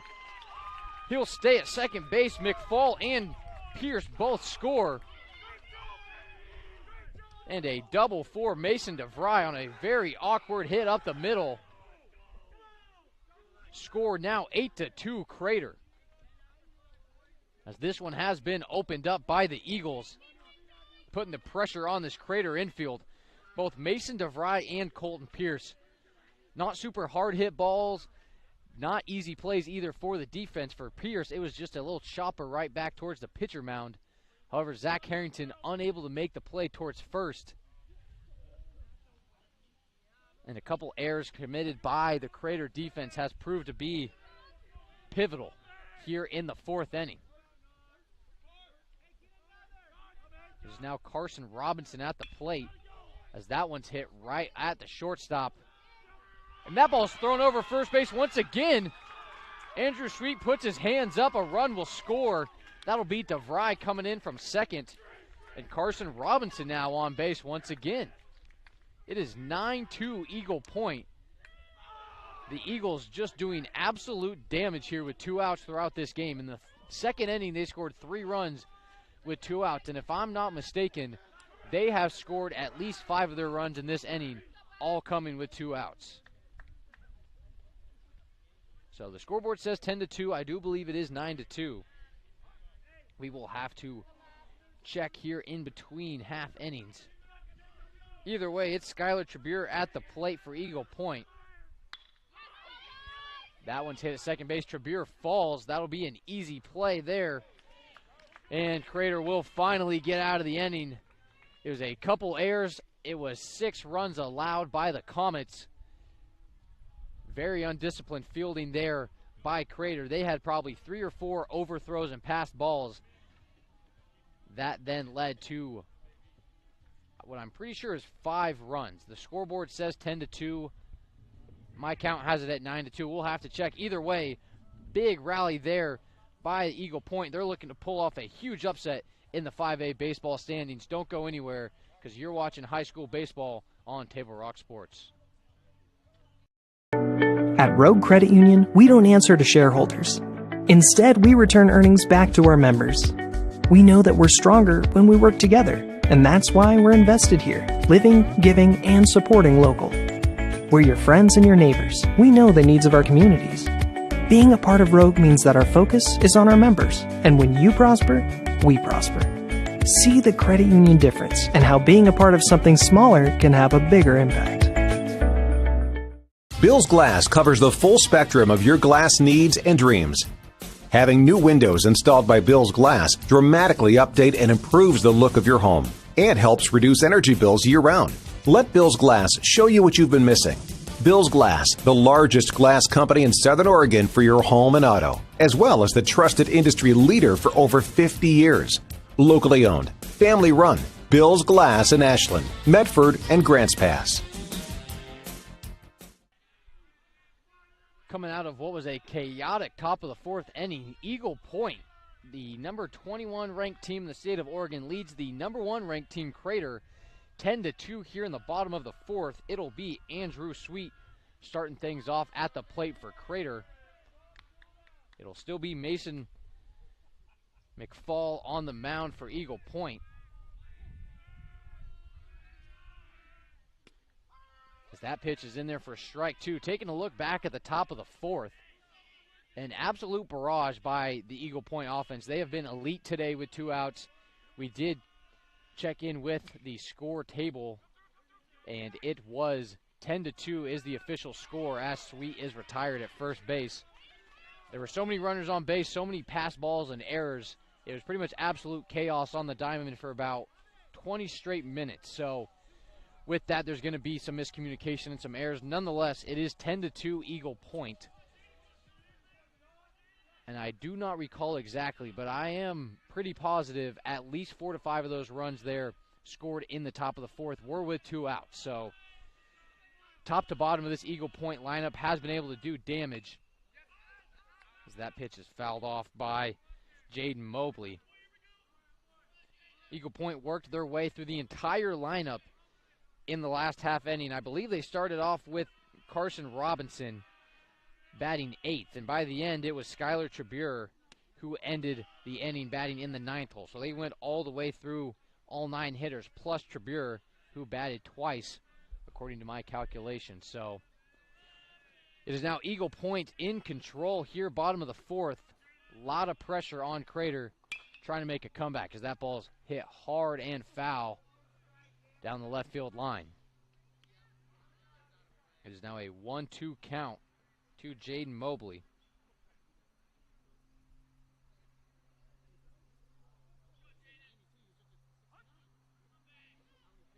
And coming into this game, obviously Crater the heavy favorite, and for good reason. That ball catches the umpire right in the face mask. And it looks like he might be a little banged up.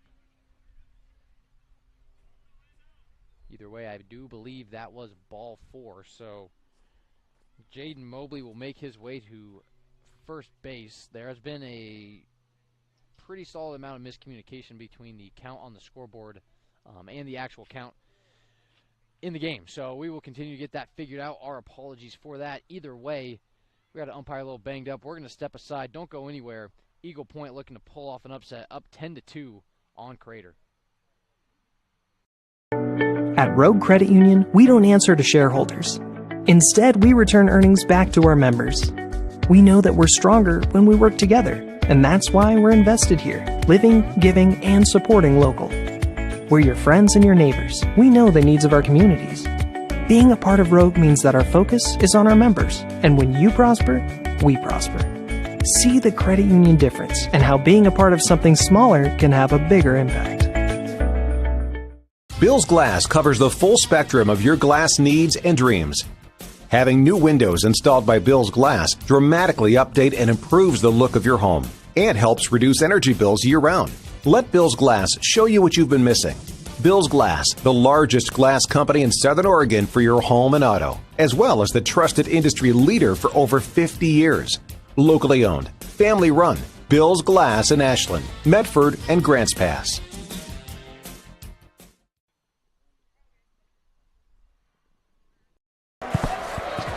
It's game time. And there's only one thing that makes it all possible. Refs.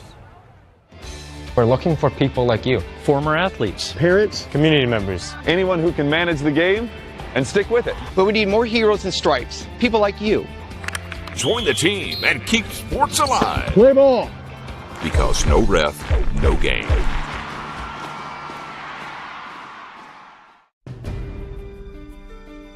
Choose a company that best represents you and our local community. Choose a company that focuses on relationships rather than transactions. Choose a company that empowers their employees and provides growth opportunities from within. Choose a company that shows compassion and rises to the occasion in times of need. Call a John L. Scott broker today.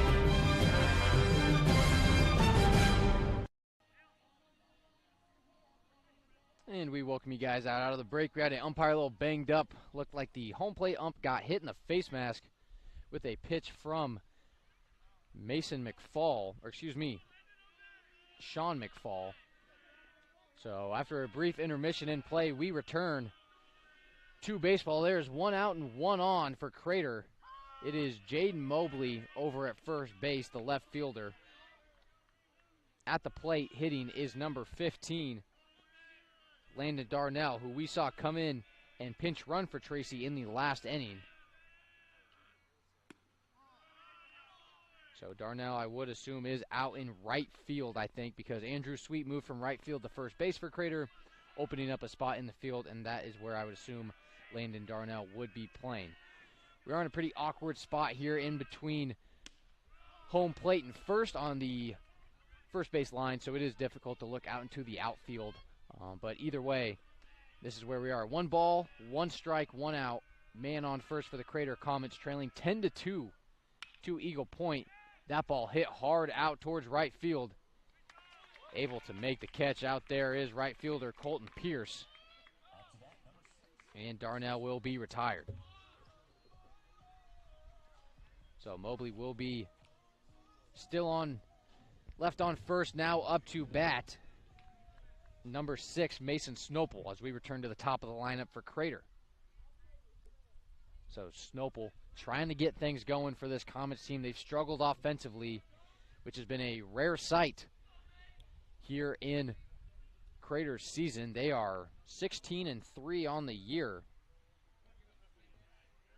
They are also winners of 7 out of their last 8. As for Eagle Point, a team that has been playing pretty good baseball recently. They were on a 4-game winning streak heading up to Springfield. They beat Thurston at home and then dropped 2 on the road up to Thurston later that same week. So they have lost their last 2. They sit at 6-10 on the year, 5-4 in conference play. And as I mentioned earlier, the top 16 teams in the state get in. The top 14 are automatic bids based on conference standings. The next 2 teams are wild card bids based off the final rankings before the postseason. So Eagle Point trying to make their case.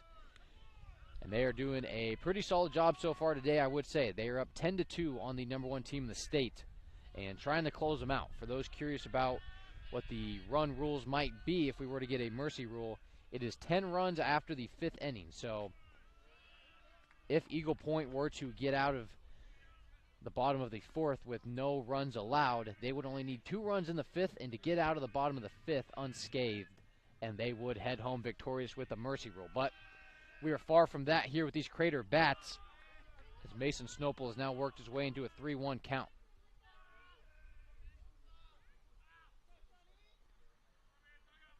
So 2 outs, 1 on, 3-1 count for Snopel.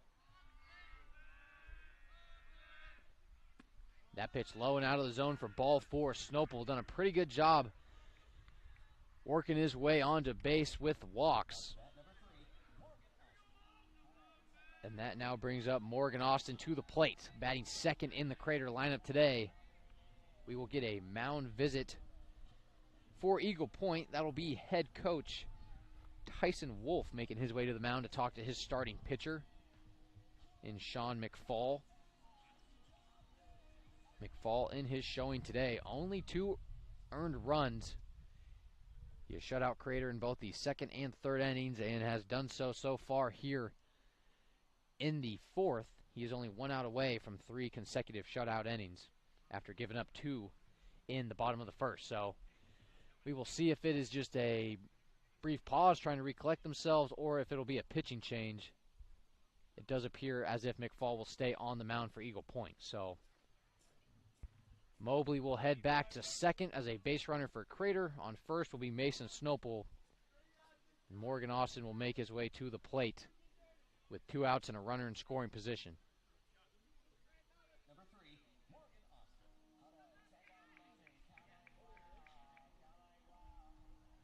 Despite the success that Crater has had this year, me alongside my cameraman Kyle Clements might prove to be a bad omen. Last time we were here, the Comets did fall 4-2 in extras to Thurston, and we also had an umpire get banged up in that one.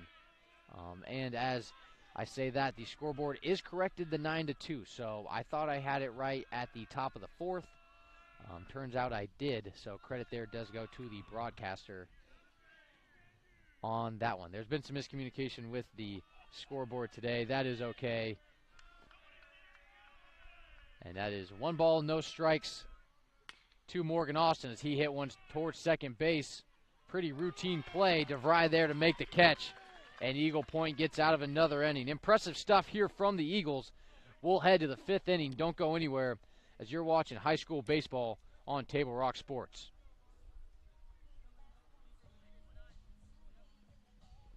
Diverse venues, we got them.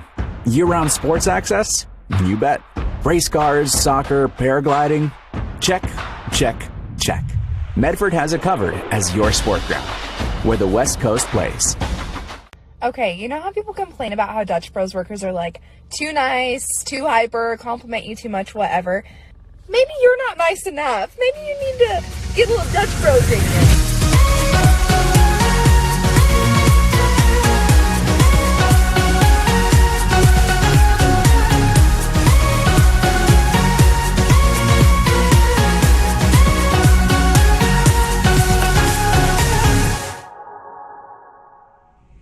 Discover the West Coast destination for those seeking more.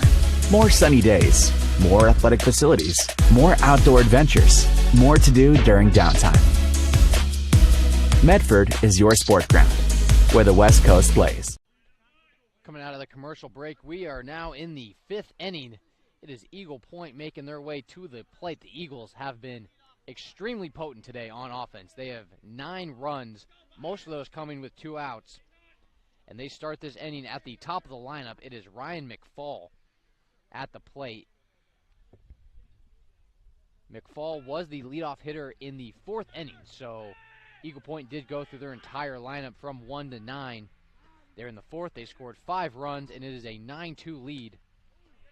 As for Crater, it is now pitcher Zach Harrington on the plate. Harrington came in for relief duties in the 4th inning as that ball is hit out towards shortstop, able to make the play. Oh no, that ball hit the ground. Still able to make the play over there is Caleb Cornett. And Andrew Sweet able to stretch for the catch. Nice play there from Cornett. Couldn't tell if he caught that ball in the air or if it did hit the ground. Either way, Cornett able to get the out at first. So that is 1 quick out for Crater as their defense looks to improve. They committed, I do believe, 3 or 4 errors in the top of that 4th inning. Lots of pass balls, balls thrown behind the first baseman, behind the third baseman, you name it, it happened as another ball is hit towards Cornett. And Sweet is there to make the catch for the 2nd out. So in just a couple pitches from Zach Harrington, 2 quick outs from Eagle Point, which at this point, if you're the Eagles, you're probably not too scared to have 2 outs because that's where you've done most of your damage. They lead this one 9-2. In the 2nd inning, they scored 3 runs, all with 2 outs. In the last inning, they were also able to put on a strong 2-out rally. So as Colin Stockton heads to the plate, Harrington able to deliver for strike 1.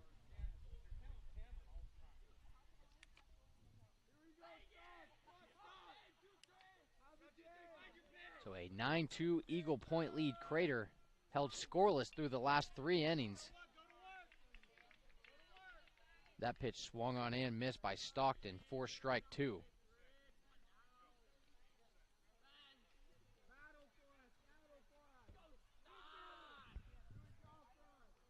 The 0-2 on the way from Harrington, swung on and missed. It will be a drop 3rd strike Ging is able to throw it over to Sweet, and that is about as quick of a half inning as you're going to get. 3 up, 3 down for Zach Harrington and the Crater Commons. We'll head to the bottom of the 5th as Crater looks to make this one competitive here down the home stretch. Bottom of 5 coming at you. Don't go anywhere. At Rogue Credit Union, we don't answer to shareholders. Instead, we return earnings back to our members. We know that we're stronger when we work together, and that's why we're invested here, living, giving, and supporting local. We're your friends and your neighbors. We know the needs of our communities. Being a part of Rogue means that our focus is on our members, and when you prosper, we prosper. See the credit union difference and how being a part of something smaller can have a bigger impact. Bill's Glass covers the full spectrum of your glass needs and dreams. Having new windows installed by Bill's Glass dramatically update and improves the look of your home and helps reduce energy bills year-round.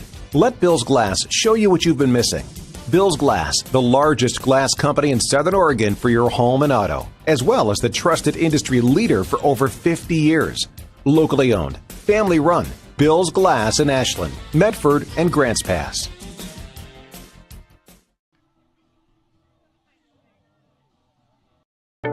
At Rogue Credit Union, we don't answer to shareholders. Instead, we return earnings back to our members. We know that we're stronger when we work together, and that's why we're invested here, living, giving, and supporting local.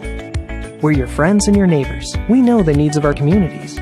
Being a part of Rogue means that our focus is on our members, and when you prosper, we prosper.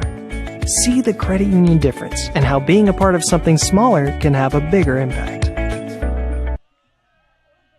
We return back to action here at the bottom of the 5th. For those just joining us here recently, Eagle Point trying to pull off an upset here against Crater.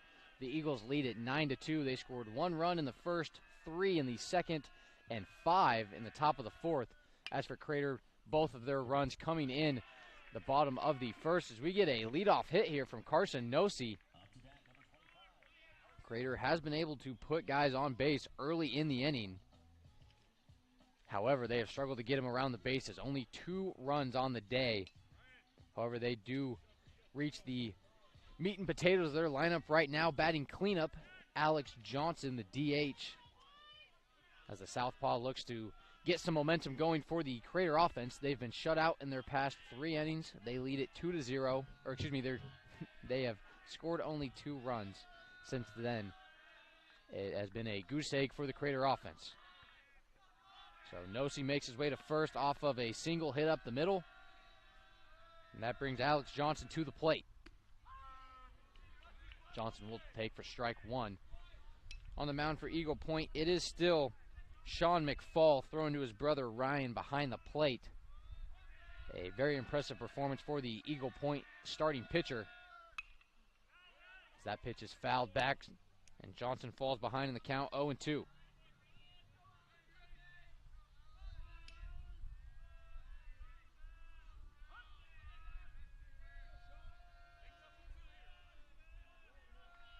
So McFall takes his time with a runner on first.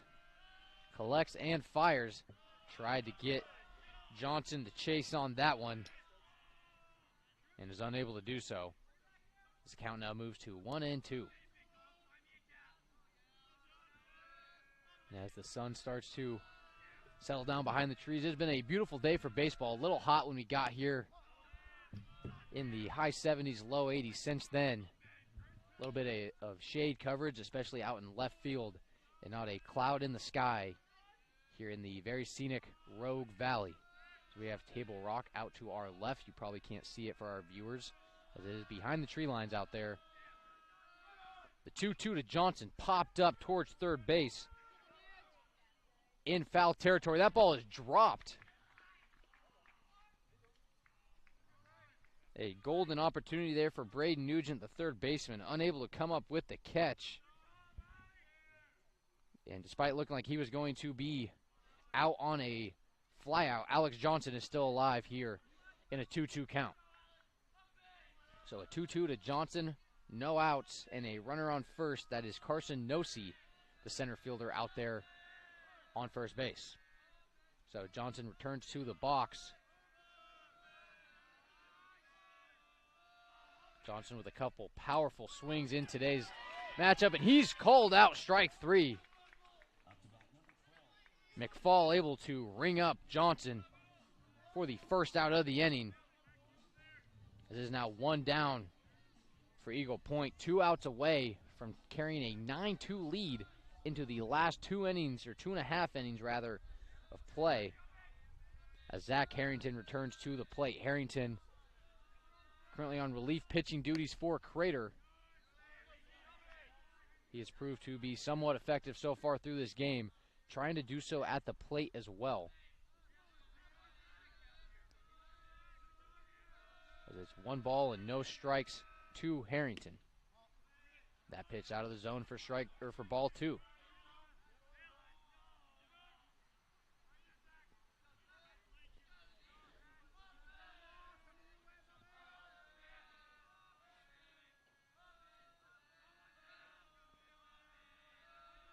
So McFall behind in the count, 2-0, delivers a off-speed pitch there to Harrington out of the zone. And Sean McFall falls behind in the count, 3-0.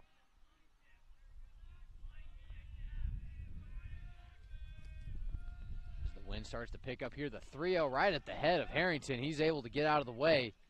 And it is now runners on first and second with 1 out. So Crater now with a runner in scoring position. It'll bring up shortstop Caleb Cornett to the plate. Cornett made some solid defensive plays at the top of this inning. Another left-hander at the plate for Crater.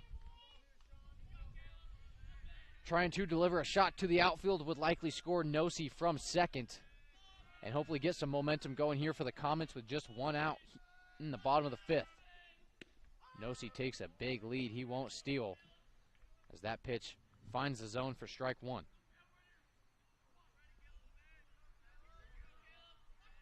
So McFall, he's been in some tough situations earlier today. He had the bases loaded in the first inning.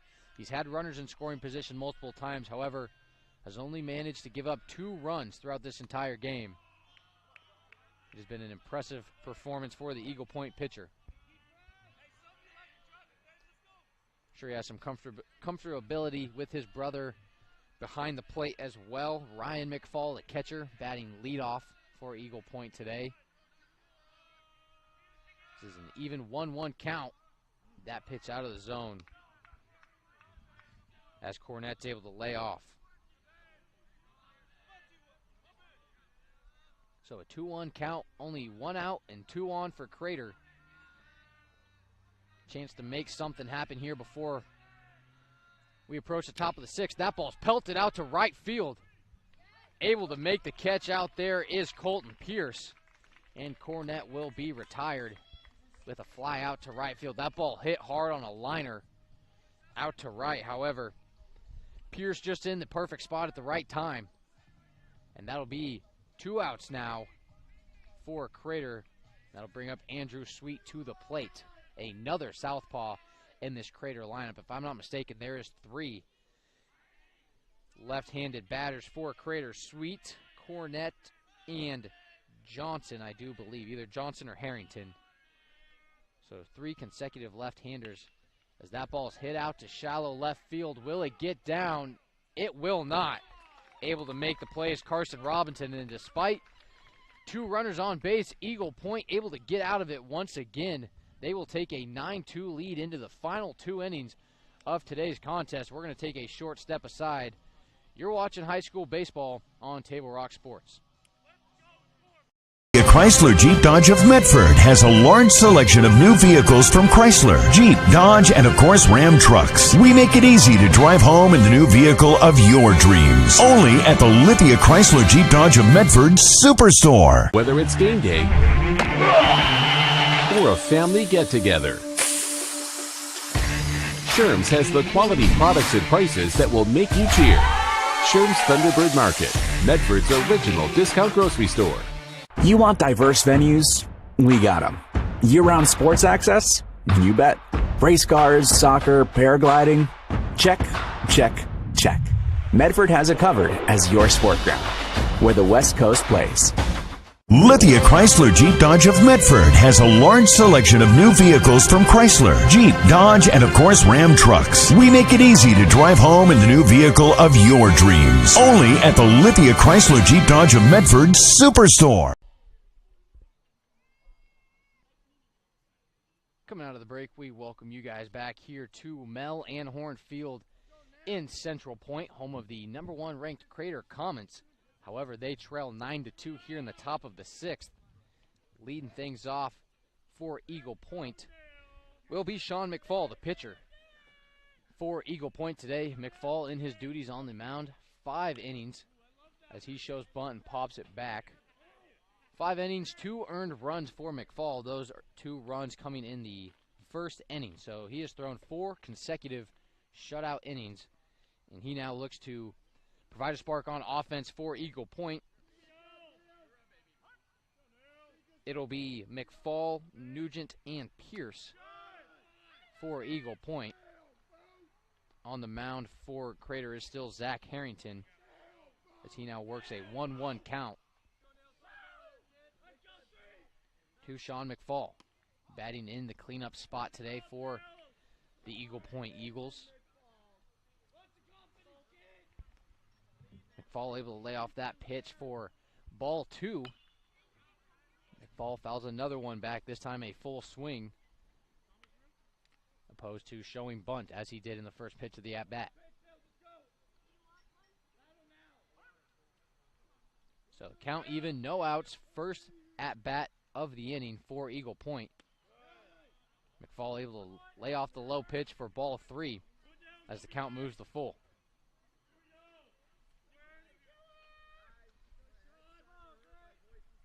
The 3-2 high and inside. Sean McFall able to lean out of the way, and he will get to first base on a walk. The McFall brothers both having a lot of success getting on base today.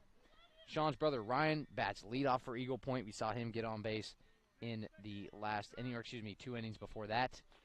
And when you score 9 runs, everyone's going to have a little bit of success on offense, and we've seen that today with Eagle Point. So as McFall moves to first base, it'll be Braden Nugent, the third baseman, returning to the plate. That pitch from Harrington high and outside for ball 1. If Eagle Point is able to score 3 runs and take a 10-run lead, making it 12-2, and then get out of the bottom of the 6th without allowing any runs from the Crater offense, that would do it for today's game. After 5 innings, there's a 10-run mercy rule. Of course, it is a 7-run lead now for Eagle Point as Harrington finds the zone for strike 1. So Nugent at the plate, McFall on first. Nugent swings up the middle. That ball hit hard out towards center field. Nosey able to bring it in, and it'll be McFall on second, and another base hit for Braden Nugent today as the Eagles waste no time getting runners on base here in the top of the 6th. So 2 quick base runners after 1 walk and 1 hit. That'll bring up Colton Pierce to the plate, batting 6th today for Eagle Point.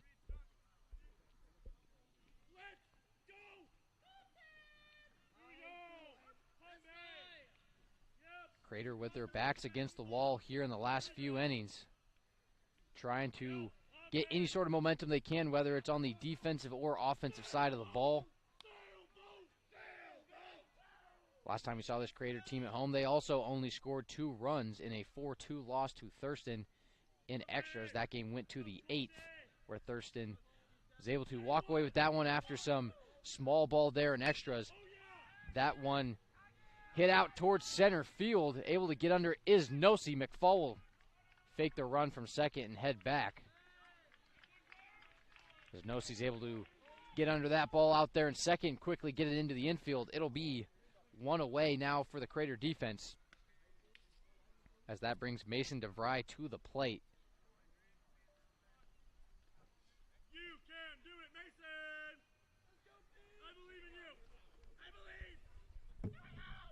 DeVry able to get on base 2 innings ago with what was a pretty awkward hit placed it perfectly in the infield up the middle, I do believe. Able to get on base with a base hit. It has been a strong day at the plate for the first baseman as he takes the first pitch for strike one of this at-bat. Still only one out. Runners on first and second for Eagle Point. The Eagles lead at 9-2. DeVry wanted to chase that one. It is called strike. It is now an 0-2 count for Mason DeVry as he falls behind quickly in the count in this at-bat. So ground ball would probably be a double play opportunity for Crater, especially with the skilled infielders that they have, as Harrington tries to get DeVry to chase.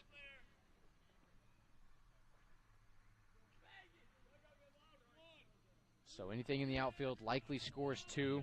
It is Sean McFall on second, Braden Nugent on first.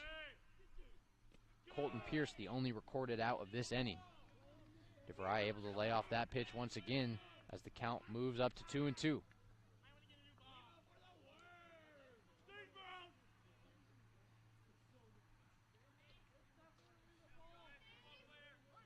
On deck for Eagle Point is Carson Robinson.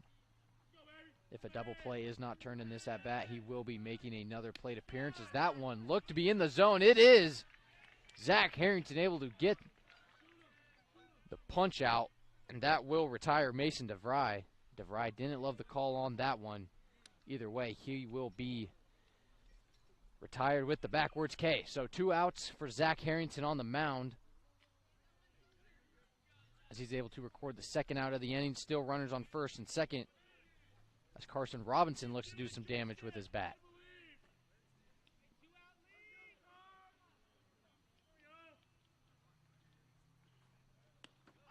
That pitch in the zone for strike one. Harrington starting to deal here in the top of the sixth.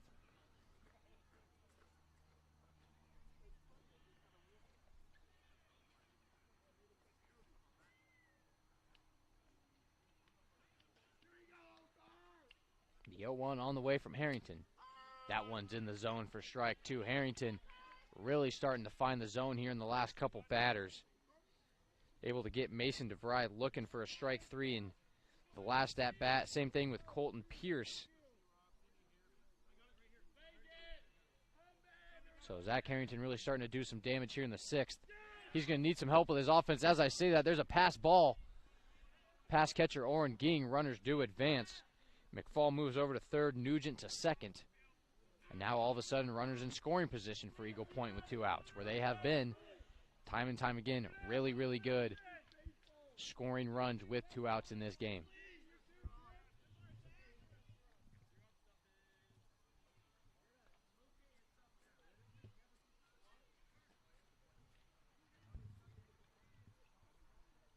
Oh, Harrington gets a sign from his catcher and delivers. That pitch in there for strike three. Another backwards K for Zach Harrington. An impressive showing. 2 runners stranded in scoring position. We will head to the bottom of sixth, where Crater looks to get their offense going. If not, they're going to be in real trouble. I'm Carter Stedman. You're watching baseball on Table Rock Sports. Chrysler Jeep Dodge of Medford has a large selection of new vehicles from Chrysler, Jeep, Dodge, and of course Ram trucks. We make it easy to drive home in the new vehicle of your dreams. Only at the Lithia Chrysler Jeep Dodge of Medford Superstore. Whether it's game day or a family get-together, Sherm's has the quality products and prices that will make you cheer. Sherm's Thunderbird Market, Medford's original discount grocery store. You want diverse venues? We got them. Year-round sports access? You bet. Race cars, soccer, paragliding? Check, check, check. Medford has it covered as your sport ground, where the West Coast plays. Lithia Chrysler Jeep Dodge of Medford has a large selection of new vehicles from Chrysler, Jeep, Dodge, and of course Ram trucks. We make it easy to drive home in the new vehicle of your dreams. Only at the Lithia Chrysler Jeep Dodge of Medford Superstore. Sports are in trouble, and officials are in extreme demand. So we're looking for people like you.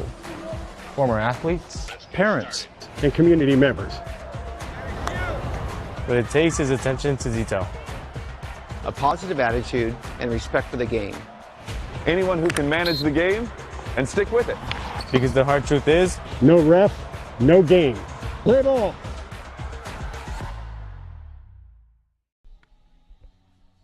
Coming out of the break, we enter the bottom of the 6th.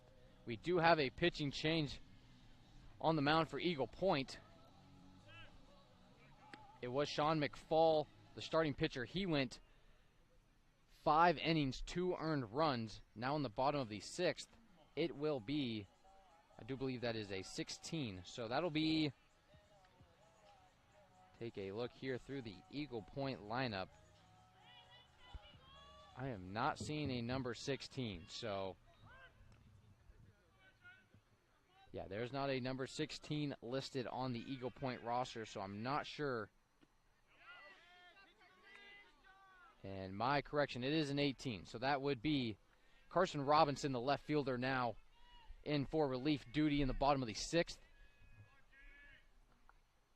He faces Jaden Mobley, batting in the 8th spot for Crater today. So Mobley at the plate once again. Carson Robinson facing his first batter of the day. It'll be 1 ball and 1 strike as that one skied high up in the air. Able to make the play there is shortstop Colin Stockton. So Carson Robinson able to retire his first batter faced. That'll be 1 quick out for the Crater offense. So they're going to need to score and score fast. They trail 9-2 here in the bottom of the 6th. They will only be guaranteed at least 1 more half inning at the plate after this one. High school games, of course, 7 innings long. Robinson finds the bottom half of the zone for strike 1. This time against Landon Darnell, who replaced starting pitcher Tyler Tracy. Darnell lines one out to right field. And a man on for the Comets with 1 out. So as I was saying, Landon Darnell came in for pinch running duties earlier in the game for starting pitcher Tyler Tracy. Tracy was able to get on base. Darnell came in for him. And that, of course, brought in Zach Harrington on the mound for relief duties for Crater. So now we see the relief for Eagle Point and Carson Robinson, who's able to retire 1 batter and gives up his first hit there to Landon Darnell. Back to the top of the lineup is Mason Snopel as he lines that one out towards left field for the fly out. Able to get under that one. I'm not sure I could tell you who that is because Carson Robinson was the left fielder. He is no longer out in left field, so it looks like it might be Mason DeVry out there in left field. Looks like it could have been number 1. Either way, 2 outs now for Crater. Runner on first. And that will bring up Morgan Austin to try and start a 2-out rally for Crater. First pitch from Robinson outside for ball 1.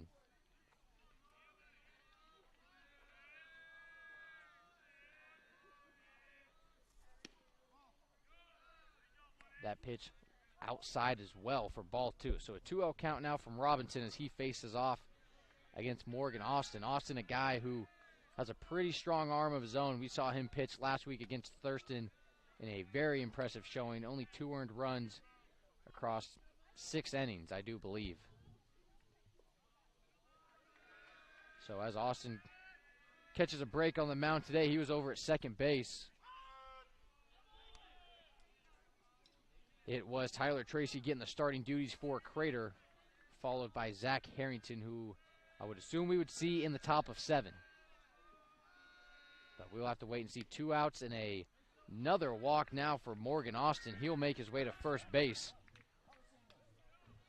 And now runners on first and second for Carson Nosey. As for Eagle Point, Carson Robinson going to try and get out of this inning without any issues. He's got 2 outs, 2 runners on.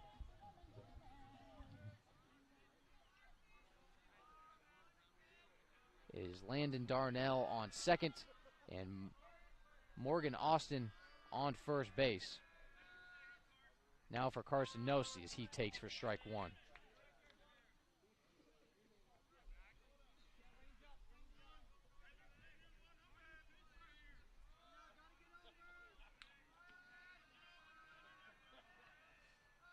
The 0-1 from Robinson, hit down the third base line, unable to make the scoop. That ball will get into the outfield. Darnell will score from second. And Crater able to cut the lead now to 6. It is 9-3 Eagle Point. Runners remain on first and second. And as Darnell scores from second, that'll be Morgan Austin advancing to second. And Carson Nosey now on first base.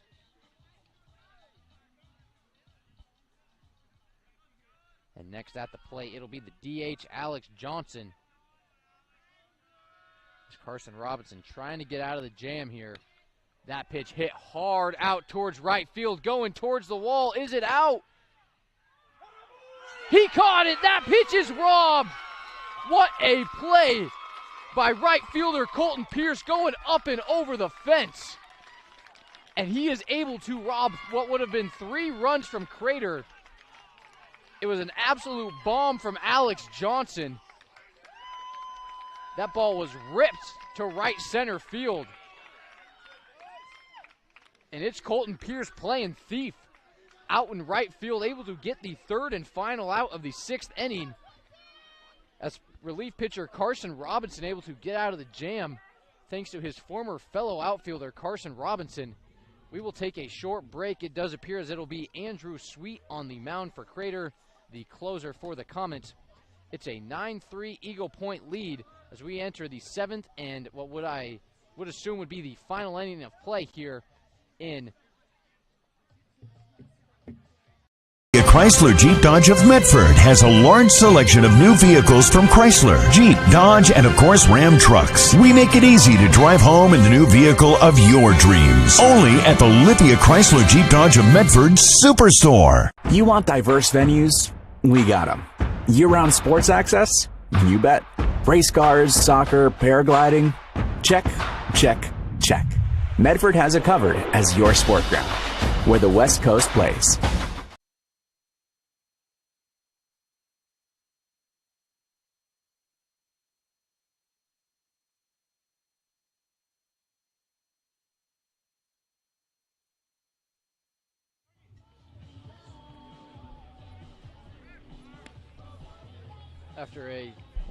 After a short commercial break, we welcome you guys back here to the top of the 7th inning. It is a 9-3 Eagle Point lead.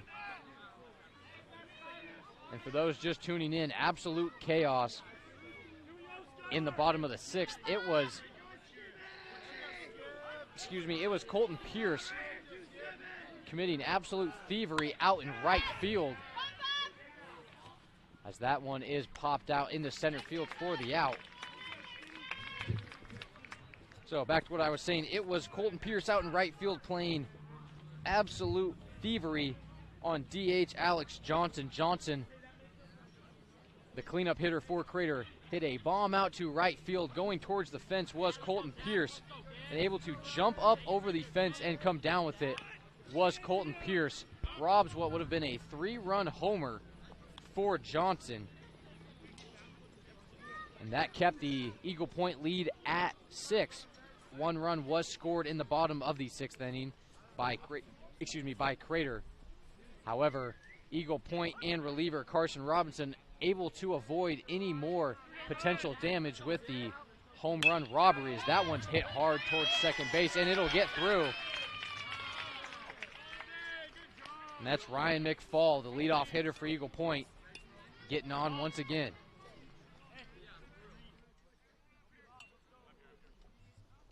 So the Eagle Point defense, after a huge play from right fielder Colton Pierce, looks to get their offense going once again. They lead it 9-3 with 1 out.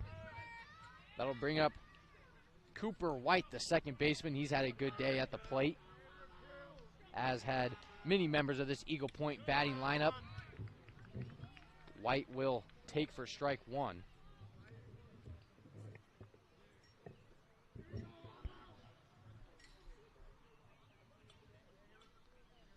As on the mound for Crater, it is now Andrew Sweet. That ball's going to get through for a base hit. McFall will stay at first, and Cooper White will move on to first base with another base knock. And as I was saying, it is Andrew Sweet on the mound for Crater. We've seen Sweet in right field, at first base, and now coming in for closing duties for Crater. And it has been a tough day on the bump for pretty much all Crater pitchers. It was Tyler Tracy starting things off. He allowed 4 earned runs. He was then relieved by Zach Harrington, the former first baseman. And Eagle Point was able to get out to a 9-2 lead. That lead is now 9-3 here in the top of the 7th.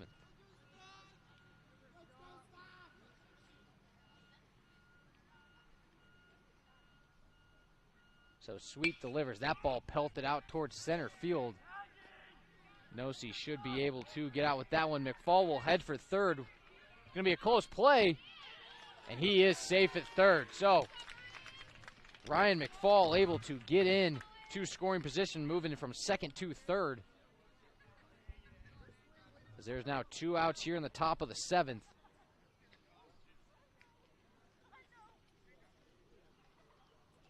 So it is Ryan McFall at third base, Cooper White at first. Colin Stockton and Sean McFall have been retired, and that'll bring up,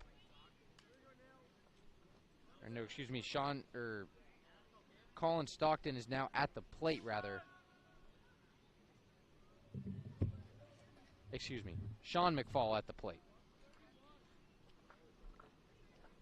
So as Sean is at the plate trying to score his brother Ryan in from third base. 2 outs now, runners on the corners for the Eagles. The delivery from Sweet. McFall takes for strike 1.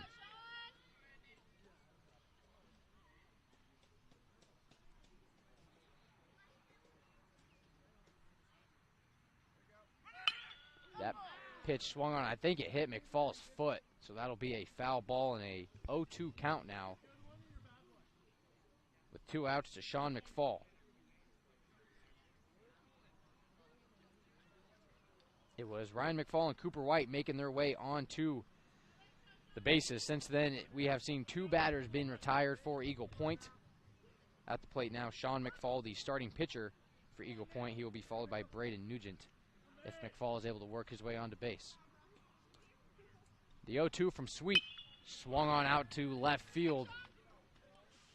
Should be a pretty routine play, and it is. That'll take us to the bottom of the 7th as Eagle Point 3 outs away from a calamitous upset here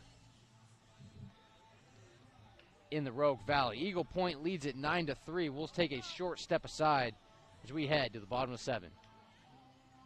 Chrysler Jeep Dodge of Medford has a large selection of new vehicles from Chrysler, Jeep, Dodge, and of course Ram trucks. We make it easy to drive home in the new vehicle of your dreams. Only at the Lithia Chrysler Jeep Dodge of Medford Superstore. You want diverse venues? We got them. Year-round sports access? You bet. Race cars, soccer, paragliding? Check, check, check. Medford has it covered as your sport ground, where the West Coast plays.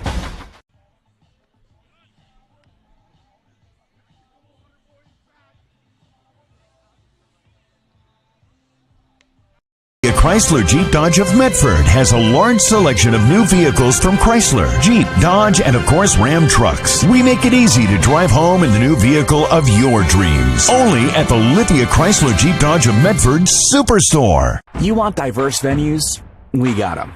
Year-round sports access? You bet. Race cars, soccer, paragliding? Check, check, check. Medford has it covered as your sport ground, where the West Coast plays. We welcome you back to the bottom of the 7th inning. Eagle Point, the number 21 ranked team in the state of Oregon at the 5A level, just 3 outs away from taking down number 1 Crater. The Eagles came into this game losing their last 2, making the short drive from from Eagle Point to Central Point to take on Crater. The Eagles, like I said, lost their last 2 to Thurston up in Springfield, showing some strong resilience here today, making the trip over to their Rogue Valley rivals in the Crater Comets. It is Carson Robinson in for relief duties.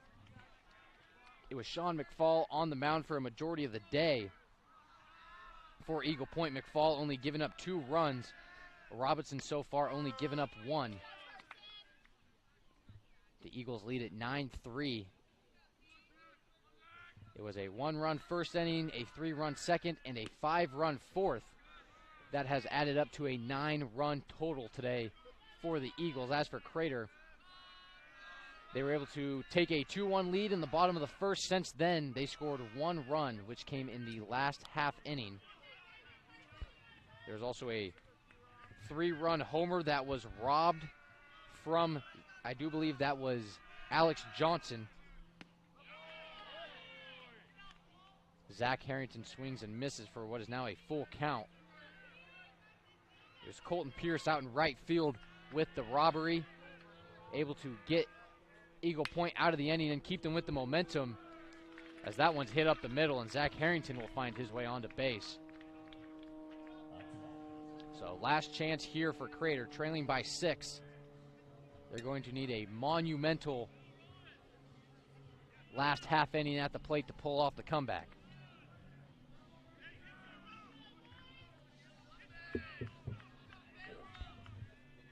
That home run from Johnson, or what would have been a home run, would have made it a 9-6 game, so would have made it much more manageable. There still only would have been 2 outs for Crater.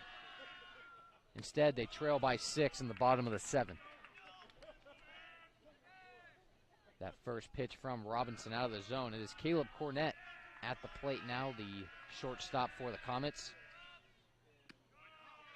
trying to spark a comeback for the #1 ranked team in the state of Oregon.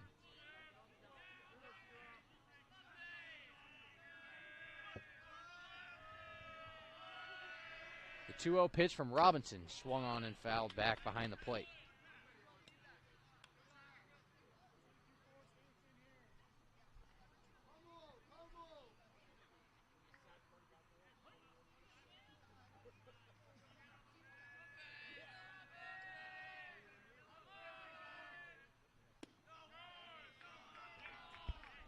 That pitch low and out of the zone. It is now a 3-1 count to Caleb Cornett.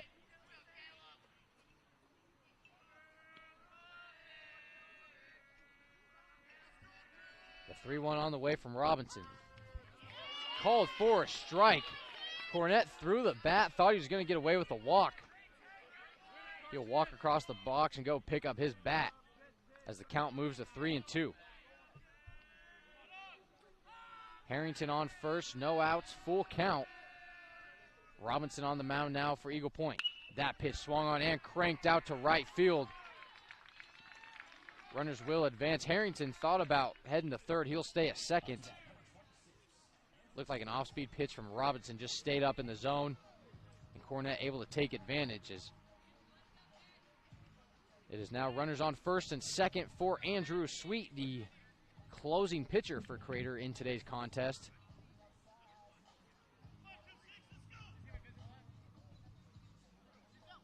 And the Eagle Point head coach is trying to make a visit. That'll be Tyson Wolf. And he will head to check in on his relief pitcher. As he does that, we will take a short step aside as we look to close things out here. Crater trying to mount a comeback in the bottom of the 7th.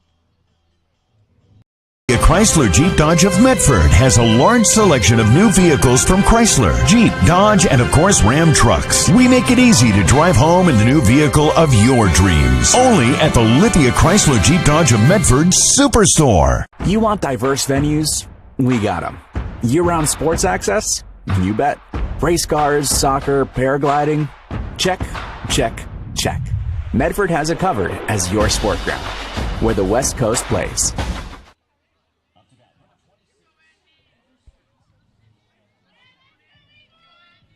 So coming out of the break, it is Andrew Sweet at the plate for Crater. He will face Carson Robinson, still on the mound after the visit by head coach Tyson Wolf. Robinson now has runners on first and second, no outs. And I do believe a balk is called.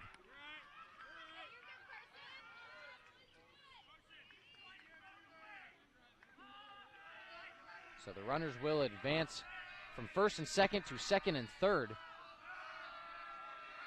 Still a 6-run lead. That ball hit in the infield. Oh, that's got to be runner interference, I would assume. Either way, that would have been kind of an awkward play. It was the runner trying to advance to third base, got right in the way of Eagle Point shortstop Colin Stockton, and he will be called out for interference. It was Stockton trying to go to the ball and make the play. However, in his way was Caleb Cornett. Cornett will be called out for runner's interference. Made direct contact with the Eagle Point shortstop in Stockton. So Stockton unable to get to the ball. It will be runner interference. And that will be the first out of the inning. However, Harrington was able to score from third, so it is now 9-4 Eagle Point. As Harrington able to work his way to home plate, Cornett called out for interference. And it is now Andrew Sweet on first base. A ground ball will create a double play opportunity, as it's Jaden Mobley at the plate for Crater.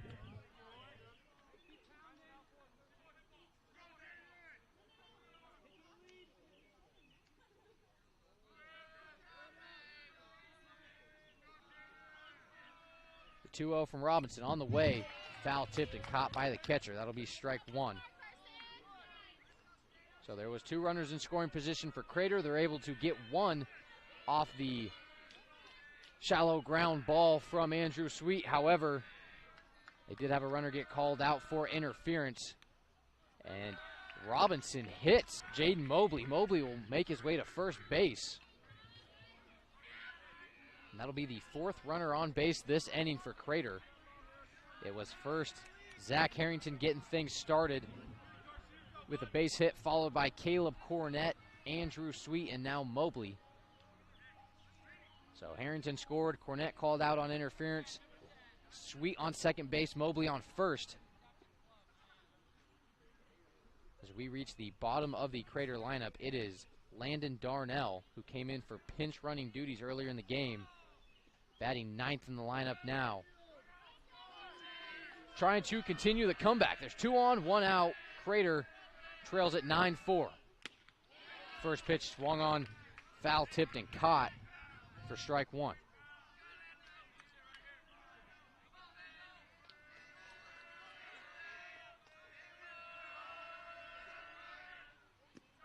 That pitch low and out of the zone for ball one. It's now a 1-1 count for Landon Darnell.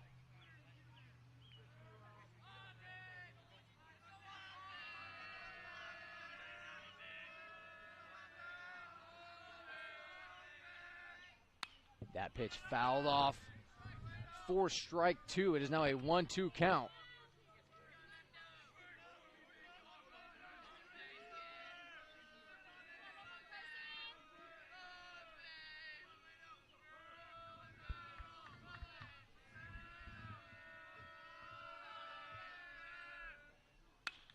That pitch hit out towards shallow center field.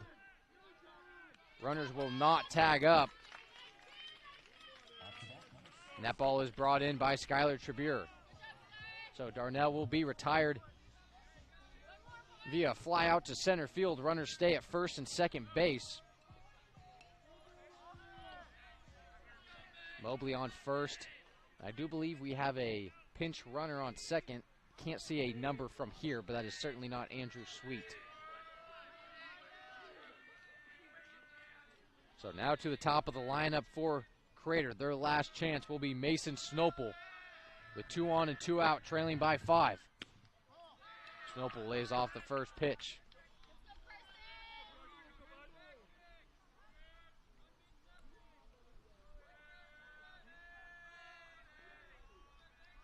Robinson trying to close things on the mount for the Eagles. 1-0 pitch finds the zone for strike one. So 2 away, 2 on. Crater's offense starting to come alive just a little bit here in the bottom of the 7th, but is it too little, too late? Robinson delivers. That pitch high for ball 2. There's now a 2-1 count to Mason Snopel, the third baseman batting leadoff for the Crater Comets.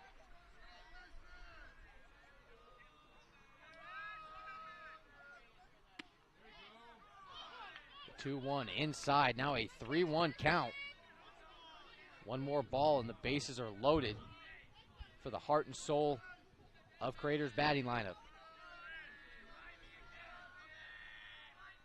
The 3-1 outside the zone. That is ball 4, and the bases are loaded. We are not done yet, folks. The bases are juiced with 2 outs for Morgan Austin, the second baseman. As Crater trying to save all their juice for the 7th inning. They had a 2-1 lead after the first inning. They then scored 1 run in the bottom of the 6th to make it a 9-3 game. And you wonder if Colton Pierce doesn't rob that 3-run shot from Alex Johnson, this game probably looks a whole lot different right now. As the first pitch from Robinson finds the zone as he gets ahead 0-1. That pitch fouled off for strike 2. Crater down to their last strike. Can Morgan Austin keep the hopes of the Comets alive? Robinson from the windup delivers. Outside trying to get Austin to chase.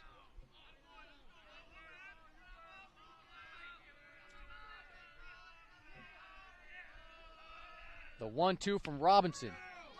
He got him! Strike 3 called.